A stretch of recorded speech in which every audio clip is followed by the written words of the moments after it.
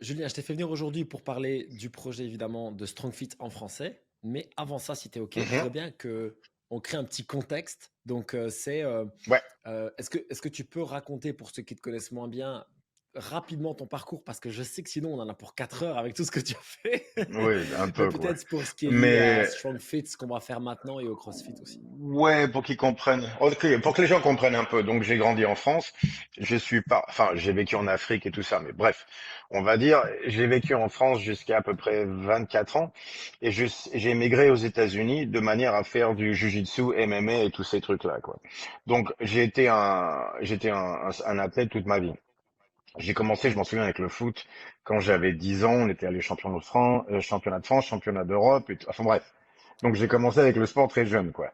Et donc je tombe dans le jiu-jitsu, dans le MMA et tout ça, et j'ai maigre aux États-Unis. Et ça a été, ça a été une grande baffe parce que je suis arrivé là et je me suis rendu compte que les Américains travaillaient beaucoup plus que les Français. Même quand il s'agissait du sport, ils C'est s'entraînaient vrai? énormément plus dur. Mmh. Ah ouais, c'était. Je m'entraînais avec des mecs qui bossaient dans la journée, quoi. Ils en avaient, tu sais, mec normal qui a son boulot et tout ça. Ils Ouais, se levaient ouais. le matin pour aller à la gym. Une heure avant, ils étaient à la gym à 5 heures du mat, prenaient leur douche, allaient bosser, revenaient, faisaient du jujitsu le soir. Et moi, j'étais fatigué à faire 3 sessions de jujitsu par semaine. Tu vois ce que je veux dire? Ouais. Euh, et je me suis dit, ok, et donc ça a vraiment changé ma, ma, Ta ma façon de vision, voir ouais. les choses. Donc je suis Mmh. parti, ma vision des choses. Je suis parti au Brésil, donc pour continuer le jiu-jitsu, et je suis revenu aux États-Unis de manière, parce qu'au Brésil c'était très bien, j'y suis resté 2 ans. Ma fille est née ici, mais il n'y avait pas moyen de gagner sa vie, quoi. Et donc je suis revenu aux États-Unis et j'ai ouvert ma gym finalement. Et donc j'ai commencé à faire mon truc, qui était j'ai plus ou moins arrêté le jiu-jitsu à l'époque et je me suis mis plutôt vers le tout ce qui était strongman et les trucs comme ça parce que je voulais devenir plus. J'ai toujours aimé être un coach, presque plus qu'un athlète. J'étais Vas-y. toujours, tu sais, j'ai toujours presque préféré être un coach qu'un athlète, quoi. Et je voulais pas être un prof de jiu-jitsu parce qu'il y avait énormément d'écoles de jiu-jitsu à l'époque. Bref, c'était un bordel, quoi. Et donc moi, ce qui m'intéressait le plus, c'était le côté, tu sais, construire la base de l'athlète. Tu sais, tout ce qui était blessure, OK. l'intérêt du sport dans la vie de tous les jours, de manière à pouvoir aider les gens. Et j'ai toujours eu l'impression que je pouvais aider les gens plus de ce côté-là, en leur permettant de se blesser moins, de ressentir moins de douleur, tu sais, au niveau du dos, les Bien genoux, sûr. les épaules, le truc habituel, quoi. Ouais, tu sais, puis le côté en plus santé mentale, toutes ces choses-là, je pensais que j'ai toujours pensé que l'entraînement était très important de ce côté-là. Donc, Mmh. je me suis plutôt spécialisé de ce côté-là. Donc, Tu plus ou et moins quel j'aime âge? beaucoup tout ce qui est le travail de force. Pardon, plus ou moins quel âge quand tu as ouvert ta salle? Euh, Quand j'ai ouvert ma salle, j'ai 34, 35, je crois. Et tu fais que du one-on-one? Tu fais des groupes 35. classe aussi? Tu fais quoi? Ouais, non, enfin, j'ai un groupe classe le samedi, Mmh. mais le reste, c'est des one-on-one, quoi. OK. En vérité, le samedi, en vérité, je voulais pas faire de groupe, mais simplement, j'ai commencé, donc j'avais une session d'entraînement avec mon coach en powerlifting. Il s'appelait Sam Aldueda, qui était un champion du monde master. Mmh. Il est un grand squatteur, deadlifter et tout ça. Et donc, un jour, il est simplement rentré dans ma gym et il m'a dit, et donc le mec, il a pas de jambes, hein, il fait 72 kilos, il fait 1,65 m, on va dire, mexicain, avec, tu sais, des cheveux blancs parfaits, la coiffe, quoi, Ouais, ouais. la moustache parfaite, avec tu te rappelles les gilets de Gold Gym, les jaunes, Oui. tu sais, mais coupés Oui, au oui, niveau oui. du cou. Tu te rappelles de cela? Voilà. Hein, Donc il entre avec ça. Il a plutôt, tu sais, une poitrine, mais il a des jambes plus fines que les miennes, ce qui est quand même dur à faire, quoi. Et donc, il arrive et il me dit, je peux t'aider avec ton squat. OK. Je me suis dit, ah ok, donc allez, c'est le bref, voilà. Mmh. Mais ma grand-mère m'a toujours dit qu'il fallait traiter ses Zéné elders avec mieux. respect. Tu vois ce que je Ouais, veux dire? ouais. Se médier avec respect et tout ça. Donc je me suis dit, ok, donc oui monsieur, merci beaucoup. Aidez-moi s'il vous plaît. Donc il arrive et dit, mardi on commence. Ok, mardi on commence et donc on fait la première session et il me montre des trucs qui sont bien, quoi. Je me dis, ah, putain, c'est cool. Et la deuxième session arrive et il continue au niveau du coaching, je me dis, ah, il est vraiment bon à ça. Ouais. C'est marrant. Et en plus, il est en train de me corriger mon squat, mais pas, tu sais, le côté bodybuilder, plutôt, tu sais, pattern de mouvement et tout ça. Je me Hmm. dis, oh là, qu'est-ce qui se passe? Il y a un moment donné, troisième séance, je dis, ok, qui êtes-vous? Parce que c'est pas possible. En Ouais. attendant, il y a un moment donné, à l'époque, il a 70 ans, quoi. Ok. Ok, quand je le vois, il arrive, il prend le squat et commence à me montrer à 140 kilos à faire des répétitions. Wow. Donc, oui, c'est 2 fois poids de corps quand même, à Mhm. 70 ans, et il se balade avec. Et je me dis, ok, qu'est-ce qui se passe? Tu vois ce que je veux dire? Qui êtes-vous, monsieur? Il C'est me dit, ouais, mon nom clair. c'est Sam Aldoenda. Je me dis, oh, je connais ce nom-là. Oui, il était 15 fois champion américain et 2 fois champion du monde, donc forcément. Ok. Et donc devant moi, en parlant de ça, il prend un squat à 200 kilos, il commence, donc c'est presque 3 fois poids de corps, et il faisait 4 répétitions. Il a fait devant moi à ma gym, À ça, à 70 70 ans. ans. Incroyable. Bref, bref. Et donc pour les 5 prochaines années, il m'a vraiment donné un squat, quoi. Parce que j'avais mon squat, c'était un good morning avant. Il m'a donné un squat. Mais donc, je faisais la session avec lui, et puis après, j'allais faire mon sled. Et puis, mes clients ont commencé à me voir, des amis qui étaient, amis clients qui étaient là, ont commencé à me voir faire des progrès. Ils arrivent en disant, est-ce qu'on peut le faire squat avec toi? Je me suis dit, ouais, ça serait mieux que moi tout seul. Et puis Sam, il dit, ouais, pourquoi tu les invites pas? Et je me dis, ouais, ok. Et donc, c'était une connerie parce que ça a commencé avec un et on a fini À 30. avec 20 personnes. Ouais, c'est ça. Ouais, à J'imagine 20, bien. 30 personnes. À Et la s'éclater tous les session a samedis. commencé, c'était ma session d'1 heure, et ça a fini d'une session de 25 personnes pendant 3 heures. Ouais, Donc ouais. voilà. Et donc ça a été, mais en même temps, ça a créé la culture de ma gym. Ouais. L'identité de ma gym a été créée Avec ça. avec cette session du samedi. Donc après ça, on en a eu quelques-unes, genre 2, 3 par semaine. Ok. Mon gros business, c'était C'était le le one-on-one. one-on-one. Et tu as, Toujours. Ouais, toujours. alors bon, on a quand même déjà parlé pas mal. Je sais que tu es très à l'aise avec les patterns de mouvement, avec les schémas, avec la visualisation en 3D, etc. C'est quelque chose qui est déjà à l'époque se révèle chez toi. C'est déjà quelque chose qui est très naturel. Toujours.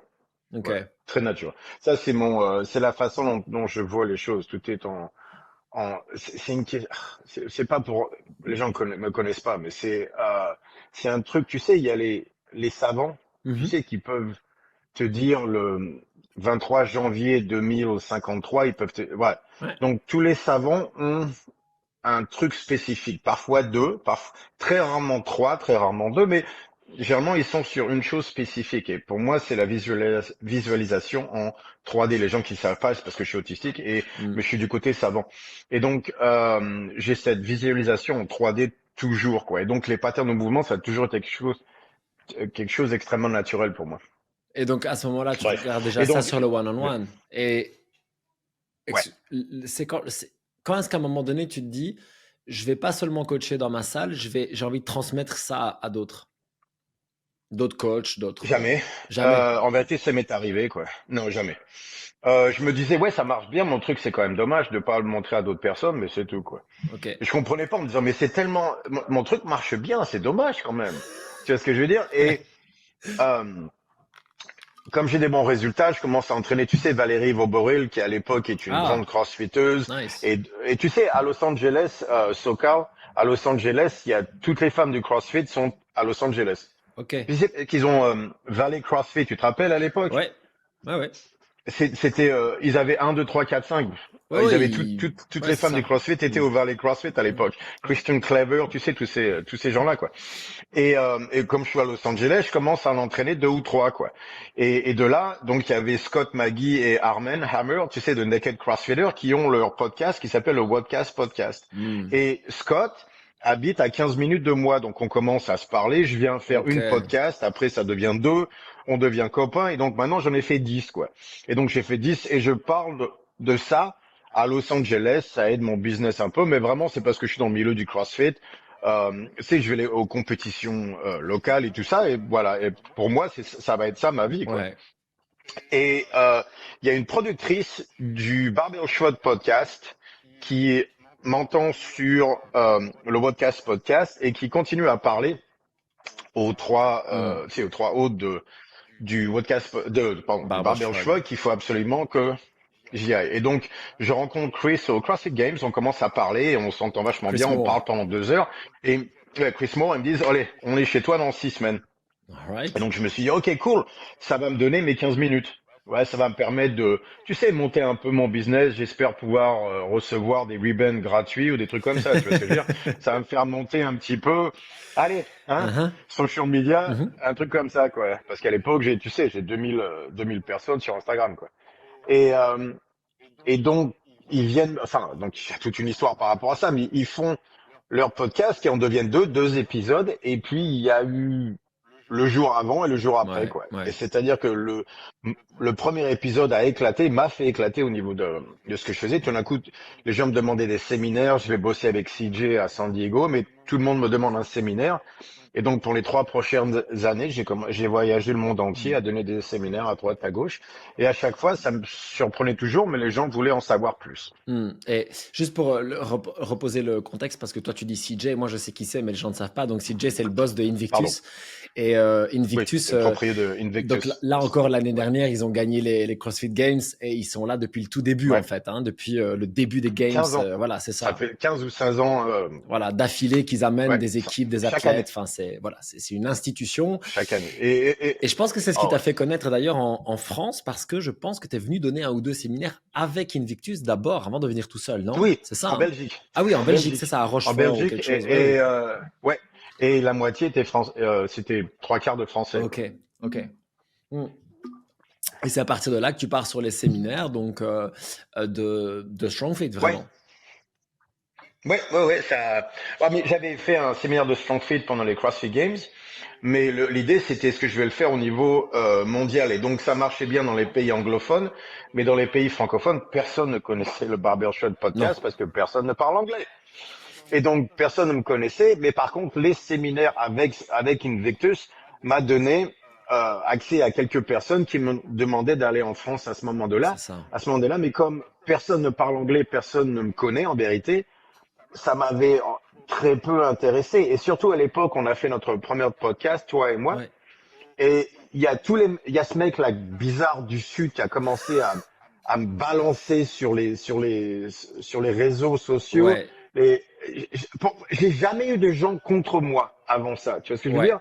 Les haters, j'en Donc ai t'as pas. jamais eu de Les haters gens me avant connaissent. d'arriver en France, en Non. fait. Ouais. That's Ouais. crazy. Nul n'est prophète en son pays. Je comprends. Mais, je n'avais aucun hater, rien. Tu vois ce que je veux dire? C'était toujours une conversation. Et moi, j'étais toujours prêt à parler avec qui que ce soit Bien parce que sûr. je vais jamais critiquer les gens, je vais jamais sur leur page. Je parle pas tu me connais, je parle de Non, personne, non, quoi. je sais, ouais. Je fais mon truc. Mm, Vous n'êtes pas d'accord, venez, mais moi, je ne parle de personne. C'est très, très rare. mm. Et puis tout d'un coup, on fait notre truc et je me fais allumer. Mais le mec, en plus, il se permet de dire des choses sur moi directement, alors que ça fait, tu sais, ça fait, à l'époque, je suis pas revenu en France ça fait 20 ans, quoi. Ouais. Mhm. Et je me dis, mais qu'est-ce qui se passe? Et simplement parce que j'ai donné une opinion d'un Français aux États-Unis qui connaît le CrossFit très très bien, qui était là depuis le début, donc je connais vraiment le monde de l'intérieur. Même si je suis pas un CrossFitter et Oui, oui, je oui. suis quand même à l'extérieur et à l'intérieur, donc ça me donne Oui, parce que bonne position pour pouvoir en en parler. bossant dans l'équipe de Invictus, par exemple, tu es à la source carrément à cette époque-là. Enfin, je veux dire, c'est la Ouais, team la non, plus et puis en connue du plus, monde. j'ai entraîné en one-on-one, j'ai entraîné les meilleurs crossfitteuses qui existaient. J'étais en charge de l'équipe de CrossFit Games, donc Lauren Fisher, tu sais, tous ces gens-là. J'étais en charge de one-on-one, quoi, de ce manière à ce qu'ils se blessent pas, qu'ils puissent progresser en Mm. force et tout comme ça. Mais même à ma gym à Los Angeles, j'étais le coach personnel même de CrossFit, coach CrossFit de Valérie Voborel, Mm. avec bien sûr la programmation de CJ, des trucs comme ça. Donc j'étais vraiment, on peut pas être plus au milieu du CrossFit que je l'étais, C'est quoi. Et sûr.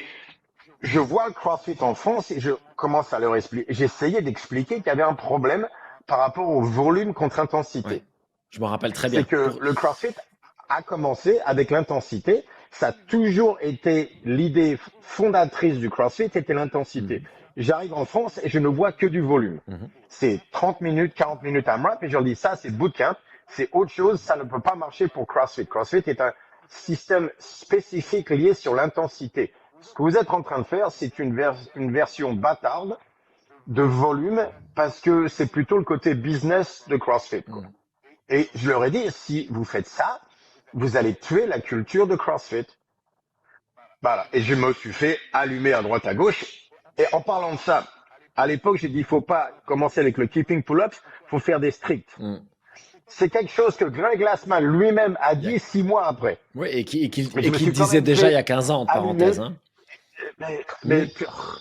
puis c'est évident de toute façon. Tu sais, c'est ça qui m'a le plus surpris, c'est que pour moi, je ne disais que des choses qui étaient vraiment évidentes.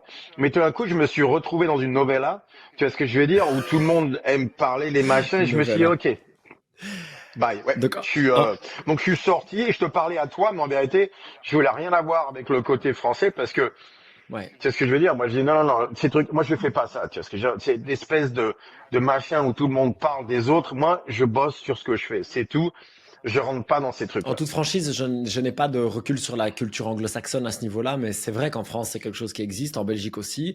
Ce côté, oui, mais lui, il fait ci, moi, je fais ça et machin. Ouais, non, Et moi voilà, après, je pense qu'il y a quand même une manière de faire qui est plutôt celle, enfin, celle avec laquelle je pense qu'on est tous les deux d'accord depuis assez longtemps, qui est, en fait, fais ton truc, fais-le au mieux, oui, and that's it. Il n'y a pas exactement. besoin d'aller voir ce que l'autre T'inquiète dit. pas des autres. Voilà, exactement. Fais ton truc. Ceux qui te ressemblent, ceux qui t'apprécient viendront vers toi. Les autres ne viendront pas et c'est pas grave, en fait. Et par rapport à ça, quand tu es venu en séminaire, donc si tu veux, de nouveau pour placer le contexte pour ceux qui connaissent pas l'histoire, moi je suis venu en 2017 à ton séminaire à Anvers, donc en anglais à Ouais, l'époque. Et donc ça va faire oui. 7 ans bientôt. Et c'était juste avant que tu arrives en France. Quelques mois plus tard, tu as donné le séminaire à Saint-Étienne chez Jonathan de 100%. Salut Jonathan, Mhm. Ouais, qui lui est un vrai OG aussi. Et ouais. si tu veux, il y a eu ce truc où, oui, ça n'a pas été bien reçu, mais ça a quand même suscité l'intérêt. C'est-à-dire qu'il y a quand même beaucoup de gens qui sont venus Mm. curieux, que te poser des questions et vraiment Ouais. vouloir. Et après, il y a eu cette espèce de sélection naturelle entre les curieux, ceux qui ont creusé et ceux qui sont restés, quoi. Ça a été un peu ça, finalement, au fur et à mesure des années, je trouve. Ouais, et ça me dérange pas du tout. Bien sûr. Simplement, ça me dérange pas du tout quand on me critique, pas du tout en vérité. J'adore pouvoir avoir des conversations sur des points, tu sais, techniques, de machin, de trucs. Et évidemment, j'ai tort si j'ai raison 50% du temps, je suis content, tu vois ce que je veux dire. Mm. Euh, mais c'est pas ça qui s'est passé. Les gens ne me critiquaient pas ce que je disais. Toi, Ils me critiquaient c'est moi. ça. Et Et ça, j'ai pas compris. J'ai dit, mais vous me connaissez pas, je suis même plus français. Je parle à peine français, j'ai un accent américain, j'ai une formulation au niveau de la grammaire qui est plutôt anglophone ouais, que c'est vrai. francophone maintenant, ça s'entend. Ouais, Je parle l'anglais et le portugais en permanence, je vis au Brésil. J'ai passé ma vie adulte, c'est passé en dehors de la France. ouais. Donc, moi, je suis simplement arrivé pour dire, hey, je vis aux États-Unis, je connais très bien le CrossFit. Ce que je vois là, c'est un problème. Je ne pense pas que vous ayez compris exactement le message de Greg Glassman et tout ça. Mais maintenant, s'ils veulent s'ils veulent attaquer le messager, déjà, ça prouve qu'ils ont tort, quoi. C'est-à-dire que de le moment où on attaque le messager, on a déjà tort. Ça, c'est une loi de la nature, tu vois ce que Mm. je veux dire? Il y a, C'est le message qu'il faut attaquer, pas le messager. 7 ans après, est-ce que j'avais raison ou pas? Alors, voilà, donc l'idée c'est que, de nouveau pour ceux qui te connaissent pas bien, donc ça fait 7 ans maintenant qu'on se parle, qu'on échange, qu'on travaille ensemble, et cetera et cetera. Et il y a vraiment un truc qui est important à savoir, c'est que je t'ai, toujours entendu, débattre de tes idées, je t'ai toujours entendu, te remettre en question, dire oui, dire non, dire: «Je suis pas d'accord, je suis d'accord», voilà. Tu as la tête dure, ça c'est sûr, mais Oui. jamais, jamais tu ne prends ça personnellement. Et ça, c'est vraiment quelque chose. Non. C'est-à-dire que si on Ouais. débat une idée avec toi, c'est pas toi qu'on attaque, c'est l'idée et ça ne te gêne pas du tout. Et moi, je suis comme ça aussi maintenant. Ça m'a pris un peu du temps à acquérir, mais c'est-à-dire que si tu débats de mon idée, j'ai aucun problème. Par contre, si tu débats de la personne que je suis pour t'attaquer à mon Sans me idée, connaître en ouais, plus. Ouais. ça me Ouais, gêne c'est beaucoup ça, ouais. plus. Par contre, exactement, exactement. Non, mais c'est ridicule. De toute façon, je suis pas là pour ça. C'est pas un débat dans ce cas-là. On parle, C'est c'est pas ça, le côté, tu sais, scientifique. On c'est parle, ça. ça n'a rien à voir. Tout d'un coup, ça devient personnel. Et je vois, pour moi, ça veut simplement dire que tu n'as aucune argumentation par rapport au débat. Dire, si tu commences à m'attaquer moi, en plus, je suis vraiment facile à attaquer. Je vis pas en France. Bref, c'est pas compliqué. Tu vois ce que je veux dire? Mm. Mais ça change pas si j'ai raison ou pas. Enfin, c'est même pas si je donne.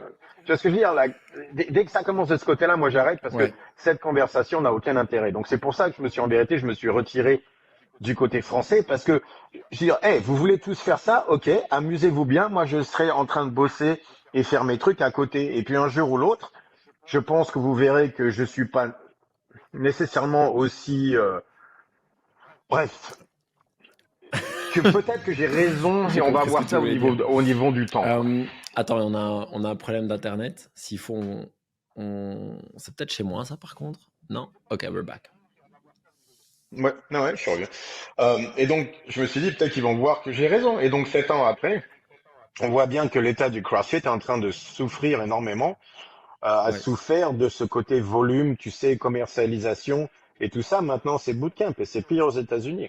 Ils le voient peut-être pas en France, mais crois-moi, j'ai, je vis au Brésil, mais mon boulot est aux États-Unis. Tous mes amis sont là et je suis quand même très très connecté En avec le Californie CrossFit beaucoup, toujours. toi, Je hein? parle, En Californie beaucoup ouais, tout particulièrement, est en non? Californie du Sud et un peu du Nord, mais Hmm. surtout du Sud. Et j'entends les gens parler. On parle beaucoup, tu sais, Mhm. derrière le rideau. Et tous, ils sont en train, enfin, pas de paniquer, mais tu vois ce que je veux dire? Il y a c'est même plus la commercialisation du CrossFit à cette époque. Maintenant, c'est le côté, tu sais, corporation. Ouais, alors, C'est ça, donc ça quoi. c'est intéressant à en Gros discuter parce business. que forcément, je sais que StrongFit a toujours vocation à équilibrer les choses, hein, tout est une arche, etc. Mhm. Qu'est-ce qui est en train de partir en couille chez CrossFit et quelle est la perception de ça aux États-Unis à l'heure actuelle? Ouais. Donc, ce qui est en train de partir en couille, c'est la même chose qui a coulé Disney. Tu vois bien comment Disney se passe maintenant, quoi. Ils sont plus capables de faire un film. Ils sont même plus capables de faire un film d'animation, qui est barjot. Leur dernier, qui était pour les 100 ans de Walt Disney, ils l'ont fait en 3 mois et c'est la pire Il paraît animation que qu'on c'est ait une jamais vue sur un film catastrophe. Je ne Disney. l'ai pas vu, mais il paraît que c'est une C'est une catastrophe. catastrophe. Ouais. C'est une catastrophe, le truc, là. Ça fait mal, quoi. J'ai grandi en regardant les films Disney, Pixar. Ouais, moi aussi, J'ai grandi Pixar. avec ma fille sur mes genoux pour qu'on puisse regarder les films ensemble. Tu vois ce que je veux dire? Mhm. Bref, et ça a commencé parce qu'ils ont viré John Lasseter au moment du MeToo. Bref, tous ces trucs-là, quoi. Et donc, ce qui s'est passé, c'est que les financiers sont arrivés. Mais il faut bien comprendre que tous ces CEO, ces gens-là, en vérité, ce sont des financiers d'abord, ce sont des banquiers, dans le sens que ils s'en foutent complètement du produit en question. Mhm. Pour eux, c'est simplement ce qu'ils appellent the valuation of the company, donc la valeur de la compagnie qu'il faut faire Ouais, monter. les actions. Et donc, Mhm. ouais, mais ils ont des moyens de faire ça. Tu vois, parce qu'ils sont toujours en train de monter la valeur monter la valeur de la compagnie en fonction des stocks.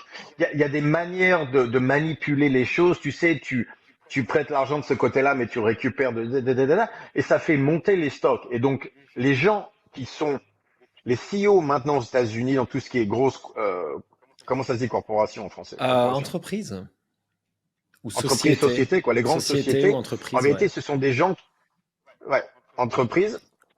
Ce sont des sociétés, entreprises, ce sont des gens qui sont spécialisés, s'ils ont tous des MBA en finance, ce sont en vérité, ce sont des spécialistes de ce genre de Ouais. choses, qui sont, en vérité, c'est un scam le truc, mais bref, ça c'est un autre problème. Mais donc, ils se spécialisent pour remonter la valeur de la compagnie, ils ont leur stock, ils cachent leur stock, ils ont fait leurs 100 millions de dollars et ils se barrent. Et en attendant, ils ont coulé le produit. C'est-à-dire, tu vois ça sur Boeing, tu vois ça Mhm. sur Disney, Mhm. tu vois ça sur tous ces trucs-là. Boeing a passé 60 milliards de dollars pour acheter leur stock, tu sais, Mhm. ce qu'ils appellent le buyback, de Ouais. manière à pouvoir monter la valeur de la compagnie. Mais en attendant, ils peuvent même plus mettre une porte sur un avion maintenant. Ouais.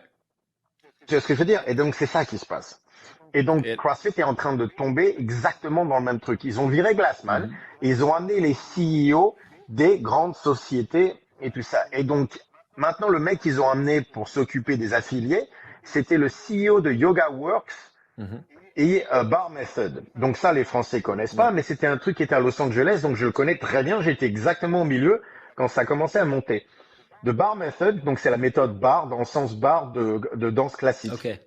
C'est-à-dire que ce qu'ils ont fait, c'est qu'ils ont pris les entraînements donc de danse classique et l'ont fait un peu comme une session, Ouais. un peu d'aérobic si Mhm. tu veux, Mhm. mais d'aérobic danse classique plus facile. Donc en vérité, on fait rien pendant 40 minutes. Tu sais, on monte le pied en point et tout ça. Ouais. Pardon, il y a mon chat qui arrive comme d'habitude. Euh, donc ce genre de choses là et ils ont bien sûr pris, tu sais, les photos de femmes Bien sûr, très très élancé. Ouais, longues. ouais. Bref, à l'époque, à Los Angeles, toutes les bonnes femmes, parce que c'est Los Angeles, toutes les bonnes femmes voulaient ressembler à ça, quoi. Mm. Et donc, en parlant de ça, elles se sont tous éclatées les hanches, les genoux, les trucs ça, parce que faire, tu sais, les pointes comme ça Bon pendant 20 courage. minutes Mhm. de manière, tu sais, pour le hip flexor, bref, ça les a cartonnés et tout ça. Mais en attendant, il a créé 100 locations 100, autour de, ouais, surtout énormément en Californie c'est énorme. et tout ça. Et il a fait la même chose pour yoga, pour le yoga. Donc ça s'appelait Yoga Work, c'est-à-dire qu'il y avait 12 classes par jour avec, tu sais, et donc tu pouvais devenir un prof de yoga je sais plus ce que c'était, il y avait un nombre de sessions que tu devais faire d'abord, Tu peux et tu devenir pouvais prof tout devenir de un suite. prof et Ok, tout ça, ok, intelligent. Mhm. en moins d'un an. Mhm, mhm. Alors, je crois que c'était en 6 mois, je me rappelle plus exactement. Mais bref, tu vois ce que je veux dire? C'était le factory, quoi. C'était l'usine. Oui. L'usine de yoga et Mhm. l'usine de bar méthode. Et à l'époque, ils disaient, donc, les mecs du bar méthode disaient, ouais, mais CrossFit est très mauvais. Pas parce que CrossFit était en train de monter à la même époque. Vous allez vous blesser, tenez ce que bar méthode, regardez, nos femmes sont fines, magnifiques, machin, Mhm. truc. Bref, c'était une connerie de Los Ouais. Angeles, comme d'habitude, quoi. Et le CEO des deux, c'est le mec qui s'occupe des affiliés du CrossFit à l'heure actuelle. Ok. Et donc, évidemment, le risque, c'est cette dilution de la méthode de base pour le Oh, profit, en carrément. fait. En vérité, le truc, c'est que c'est le profit et malheureusement, ça vient toujours avec la dilution du produit de base. Toujours. Parce que ils veulent faire ce qu'ils appellent un scaling, tu sais, un truc de gros. Ouais. Donc, ils sont en train de penser à ça au CrossFit. Et donc, si tu vois là, un peu le système de CrossFit, comment est-ce que tu vas devenir plus grand? Tu vas commencer à t'allier avec les produits alimentaires, forcément. Tu sais, les protein powder, les trucs comme Mhm. ça, les Gatorade ou machin truc. Mais en plus de ça, tu vas commencer soit un système de franchise, soit un système. Bref, ils vont commencer à faire tout. Parce qu'il n'y a pas d'autre moyen pour prendre CrossFit et le faire. Ils sont à 15 000. Pour passer à plus que ça, à 150 000, va falloir changer les choses. Et il va y avoir une dilution du produit CrossFit. Mais le problème, c'est que la dilution avait déjà commencé avec le côté du volume et le CrossFit. C'est pour ça que je disais aux Français, faites attention. Volume au lieu d'intensité, c'est déjà diluer vous allez diluer le produit déjà. Ouais. Donc maintenant, vous avez dilué le produit dans vos gyms et en plus maintenant CrossFit va diluer le produit CrossFit au niveau de CrossFit. Donc tu vas arriver à la fin avec un bootcamp. Ouais. Et le problème, c'est que la plupart des gens viennent faire du CrossFit parce que c'est un sport extrême. Au moins, il a l'air d'être un sport extrême. Il y a les gens qui font tu sais, les muscle up et les snatch et les machins, et ils voient ça au CrossFit Game et ils disent, ouais, je veux aller être un athlète. Et donc, ils viennent s'entraîner en se disant, je veux être un athlète. Et après, le coach leur dit, non, non, non, on va commencer avec les push-ups et on peut avoir les résultats qu'on connaît Ouais. avec CrossFit de cette manière-là. Mais ce qui amène les gens dans la gym, c'est quand même le côté extrême de CrossFit. Et donc, c'est vraiment des gens qui se disent, I'm a badass, c'est-à-dire, moi, je suis un badass parce que je m'entraîne comme ces Ouais. gens-là. Si tout le monde fait le CrossFit, il n'y a plus aucune raison de faire du CrossFit pour se démarquer des autres, quoi. Est-ce... Ça devient simplement un bootcamp. Ouais, c'est ça. Et ça, tout le monde le Et fait. si on commence de ce côté-là, on va perdre à chaque fois. Donc, selon toi, ce qui a fait la réputation en 2000 quelque chose de CrossFit, effectivement, c'était le clown Pukey, etc. Donc, c'était vraiment la Ouais, violence, l'intensité, le sang, voilà, la rhabdo, etc. Shrine, Ok. Shrine. Est-ce que tu penses que dans l'avenir commercial pour une salle, tu vois, moi j'ai 2 salles, euh, tu vois, j'essaie toujours d'expliquer à mes coachs que, en fait, maintenant, on doit aller convaincre les gens, justement, à qui le CrossFit fait peur. Mais le Mhm. risque de ça, c'est effectivement de diminuer l'intensité tellement qu'en fait, tu n'apportes plus de résultats et tu deviens une salle de fitness classique. Et donc, le juste milieu, je trouve, entre on est des badass et on va se déchirer, mais du coup, ça fait trop peur aux gens, et le côté, ben, je veux plaire à tout le monde, mais du coup, je mets plus d'intensité. Le juste milieu, il est vraiment difficile à trouver, je trouve. Non, c'est parce que c'est la mauvaise, oui, oui, mais c'est parce qu'il y a un problème fondamentalement. Ok. Les gens ont peur du CrossFit. Pourquoi? Parce que les choix de mouvement ont amené certains problèmes. C'est-à-dire que si tu fais de l'intensité avec le snatch, va toujours y avoir un problème avec ça. La barre va tomber, on va se faire mal, on va s'éclater Avec les le épaules. keeping. Donc le problème n'a jamais été l'intensité. Maintenant, il faut bien comprendre que les gens vont toujours se plaindre de l'intensité. Toujours. Mais ça, c'est pas grave parce que c'est ce qui donne des résultats. Donc ça, c'est pas grave. On s'en fout. Non, mais ça, les gens se plaignent, de toute façon, les gens se plaignent de Ouais. l'intensité. Tu peux faire un bootcamp, ils diront, tu vois, c'était trop dur. Ouais. Il y aura toujours un pourcentage des gens qui vont dire que c'était trop Ouais. dur. Oui, c'est vrai. De toute façon, parce qu'ils adorent se plaindre, c'est tout, ça n'a rien à voir avec le workout. Donc, le problème n'a jamais été l'intensité. Ok, le problème, Et c'est oui, le il faut choix toujours des convaincre mouvements. les gens. C'est le choix des mouvements. Il Ok. faut toujours convaincre les gens de pousser plus dur. Mais ça, ça changera Mais ça, jamais. c'est la même chose Ça, dans tout de toute c'est le façon. coaching. Ouais, parce que Ça, tu prends de le toute façon, bodybuilding, c'est pareil, c'est la surcharge progressive, c'est c'est pareil. ça, c'est pareil. Non, et puis c'est les deux dernières répétitions qui comptent au bodybuilding, tu vois ce que je veux Mm. dire? Et c'est là que les gens s'arrêtent.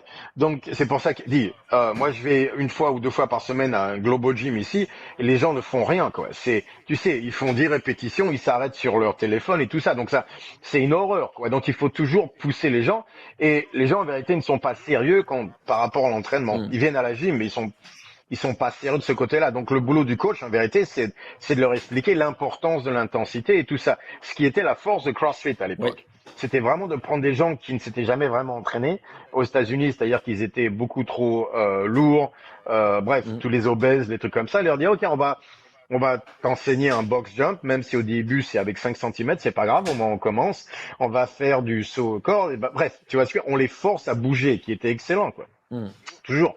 Maintenant, le problème, ça a été le choix des mouvements. C'est vrai que si je regarde tout ce qui est snatch, une barre muscle ups, ouais, ok, donc ça peut faire peur.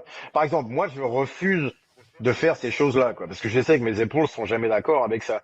Donc, mais ça veut pas dire que on peut pas faire des mouvements de CrossFit. Ouais. Il suffit simplement d'adapter les mouvements. Donc, il y a eu deux problèmes que j'ai vus en France. Le premier, donc, avec les gens qui ont peur du CrossFit. Un, c'était que les choix du mouvement étaient incorrects. Moi, j'ai en France. Ça, c'est CrossFit en général. Ouais. Était incorrect et aussi devoir monter les workouts à 20, 30 minutes et tout ça. Parce qu'il y a deux choses qui arrivent dans ces cas-là. Il faut soit prendre très lourd, soit bouger très vite. C'est ça l'intensité. C'est soit 95% du max et on fait deux répétitions Mhm. au max et on se donne à fond, on fait un set, on a fini. Ça, c'est la définition de l'intensité. L'autre définition de l'intensité, c'est la vitesse à laquelle on bouge. Mhm. C'est-à-dire qu'on fait Fran. Fran, c'était 21, 15, 9 pull-ups and Thrusters. thrusters. Mais les thrusters étaient légers, Oui. 40 Ils étaient kilos. supposés Donc être l'idée, légers, c'était ouais. de bouger. Ouais, c'était pour les athlètes qui le Mhm. faisaient. Euh, L'idée, c'était que de pouvoir bouger à une vitesse maximum, à une intensité Ouais. maximum. Donc très court. France, c'était 2 minutes. Enfin, pour eux, quoi. Oui. Euh, Grace, Ouais, 2-3 t'étais minutes. censé être en dessous d'une minute et demie, Ouais, quoi. c'est ça. C'était en dessous de 2 minutes Mm. normalement, si tu le fais correctement. Un des workouts les plus longs, c'était Helen. Et Helen, c'est 8 minutes. Tu vois ce que je veux Ouais, dire? Donc 10 quand c'était, même, hein. je t'ai dit, si je l'ai fait en 8 minutes, si je l'ai fait moi en 8 minutes, c'est-à-dire qu'il y a moyen de le faire quand Ok. même, faut pas déconner. Ok. Ouais, j'ai fait en 7,59. Enfin, ouais, j'ai Respect. passé, c'est juste. Respect. Mais c'était surtout presque à des strict pull-ups parce que j'ai jamais fait de keeping, moi. Bref. Sinon, j'aurais pu aller un peu plus vite. Bref. Euh, donc, c'était en vérité, tu sais, Ca- Helen, c'est un bon exemple. C'est 400 mètres à fond, 21 kettlebell swings à fond, 12 pull-ups à fond, Ouais. quoi. Et on recommence, Et tu vois ce que 3 je veux dire? fois à fond. Ouais, Et c'est donc, clair. c'était à fond, à fond, à fond, à fond. Ouais. Mais c'est pas 5 fois. Ouais. Parce que sinon, tu vas ralentir. Forcément. C'est 3 fois. Donc, si on regarde les 12 premiers workouts de CrossFit, tu sais, les girls, Ouais. c'était toujours léger et très rapide. Ouais. À fond, la cadence à fond. Dès qu'on commence à passer à 30 minutes, la cadence descend. C'est Et clair. donc, ils ont commencé à monter les poids des workouts. Donc maintenant, au lieu d'aller intensité, poids lourd ou intensité, vitesse, on se retrouve au milieu où les poids ne sont pas vraiment lourds et la vitesse est pas vraiment grande. Mm. Donc on se retrouve à aller plutôt lentement, plutôt léger. Mais pas vraiment léger de manière à pas aller trop vite. Et donc on tue l'intensité des deux côtés. Donc tout ce qui est like de heavy metcon, c'est la pire chose qui arrive. C'est là où on se blesse, on va être très fatigué parce que le système nerveux va être éclaté, surtout sur 20-30 minutes. Et donc les gens, après 2 ans, en peuvent plus, quoi. Tu vois ce que je veux dire? Ça n'est pas la bonne manière de faire les choses. Il y a une raison pour laquelle, quand Greg Glassman il a fait ses séminaires, le CrossFit a éclaté. Le workout numéro 1 des séminaires était Friend. Ah, moi, j'ai fait Fran Et ils le à faisaient mon tous level en 1. 2,30. À mon level 1, j'ai fait Fran. 2,30. Ouais, alors moi, j'ai pas Ouais. fait 2,30. Je me suis fait Et exploser la gueule, mais que je commençais, donc. moi, j'ai fait thrusters and burpees. Ah ouais. 21, 15, 9. Nice. Ah bah, il y a moyen de vomir. Aouh, Oui, il y a moyen de vomir. aouh, aouh, aouh, Mhm. aouh. En plus, j'avais eu, tu sais, mon heat stroke juste avant, c'est l'époque où, Ah ouais. oh, dude, et j'étais pas, c'était une semaine après. Ok. Oh, c'était pas bon du. Ah, bref. Ouais.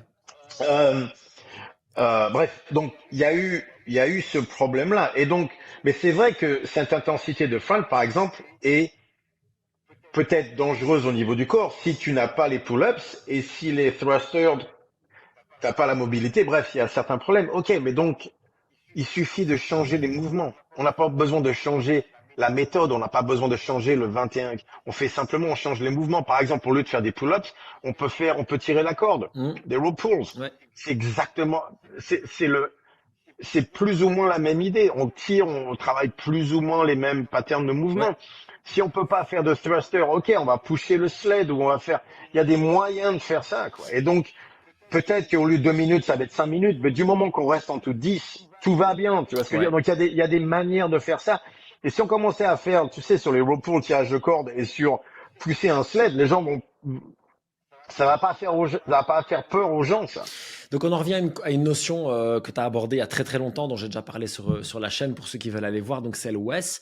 Donc weight bearing, eccentric et skill. Donc l'idée c'est en fait de Ouais, diminuer la charge sur la colonne, de diminuer le niveau de compétence nécessaire et de diminuer l'excentrique de manière à ouais, réduire le risque de blessure, de manière à réduire la peur, de manière à réduire ouais. le task negative network. L'anxiété, Et donc le ouais. jeu c'est, par exemple, comme tu le dis, on va pousser le sled sur 20 mètres, on va le retirer avec la corde, on va se reposer 20 secondes et on va faire ça 5 fois ou 4 fois, mais as hard as you fucking can, donc aussi Ouais, dur que tu peux ouais. vraiment à fond.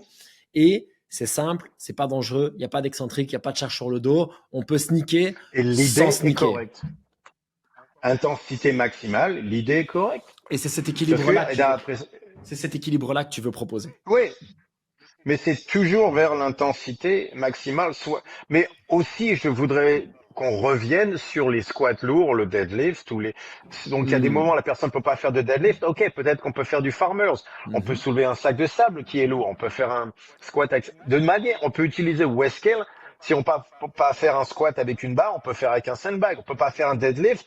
On peut prendre un sandbag. On peut faire farmers. Tu vois ce que je veux dire? Farmers walk. Ouais.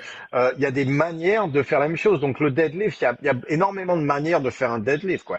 Il y en a bien une de ces manières-là qui va marcher de manière à ce qu'on puisse aller à la charge maximale, parce qu'il faut arriver à la charge maximale. Charge maximale au moins pour 2 ou 3 répétitions.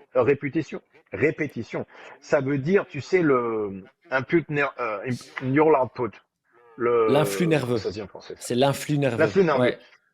L'afflux nerveux maximal, c'est très, très, très important.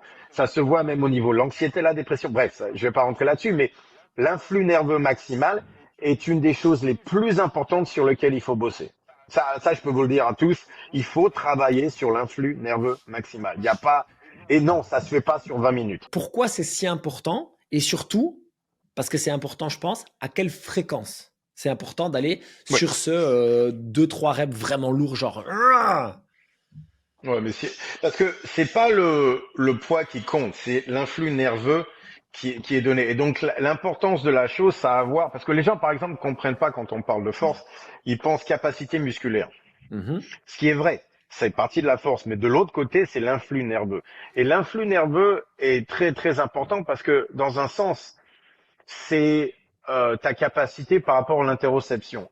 J'ai pas vraiment le temps d'expliquer tous ces niveaux-là dans la podcast qu'on est en train de faire. On peut faire ça un truc après si tu veux, mais l'idée générale, c'est que l'influx nerveux est ta capacité vraiment est relié à ta capacité de prendre une action dans la vie de tous les jours presque, la force de ta connexion interne avec toi-même est liée par rapport à l'influx nerveux. C'est-à-dire que tu sais, la bonne femme qui avait levé la voiture pour sauver sa fille, des trucs comme ça, quoi. Tout ça, c'est pas lié à la capacité musculaire, c'est lié à l'influx Ok. nerveux. L'influx nerveux te permet de passer certaines barrières physiques pour aller dans un autre endroit. Et donc, c'est lié au système nerveux.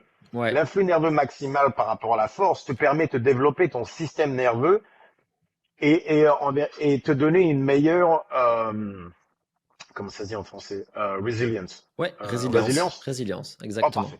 Résilience. Je vais juste, Tout est Julien, une question de résilience dans la vie. je Oui. suis désolé de t'interrompre, mais en fait, je suis allé voir Neural, c'est Neural Output. Ouais, Ok, donc c'est production neuronale. Mais en fait, enfin voilà, voilà, production neuronale. voilà. Mais donc, bref, pour Un ceux flux qui nerveux, écoutent, quoi. voilà, Ouais, bref, en gros, c'est ce que production tu neuronale. arrives. En fait, donc le output, c'est ce que tu arrives à produire.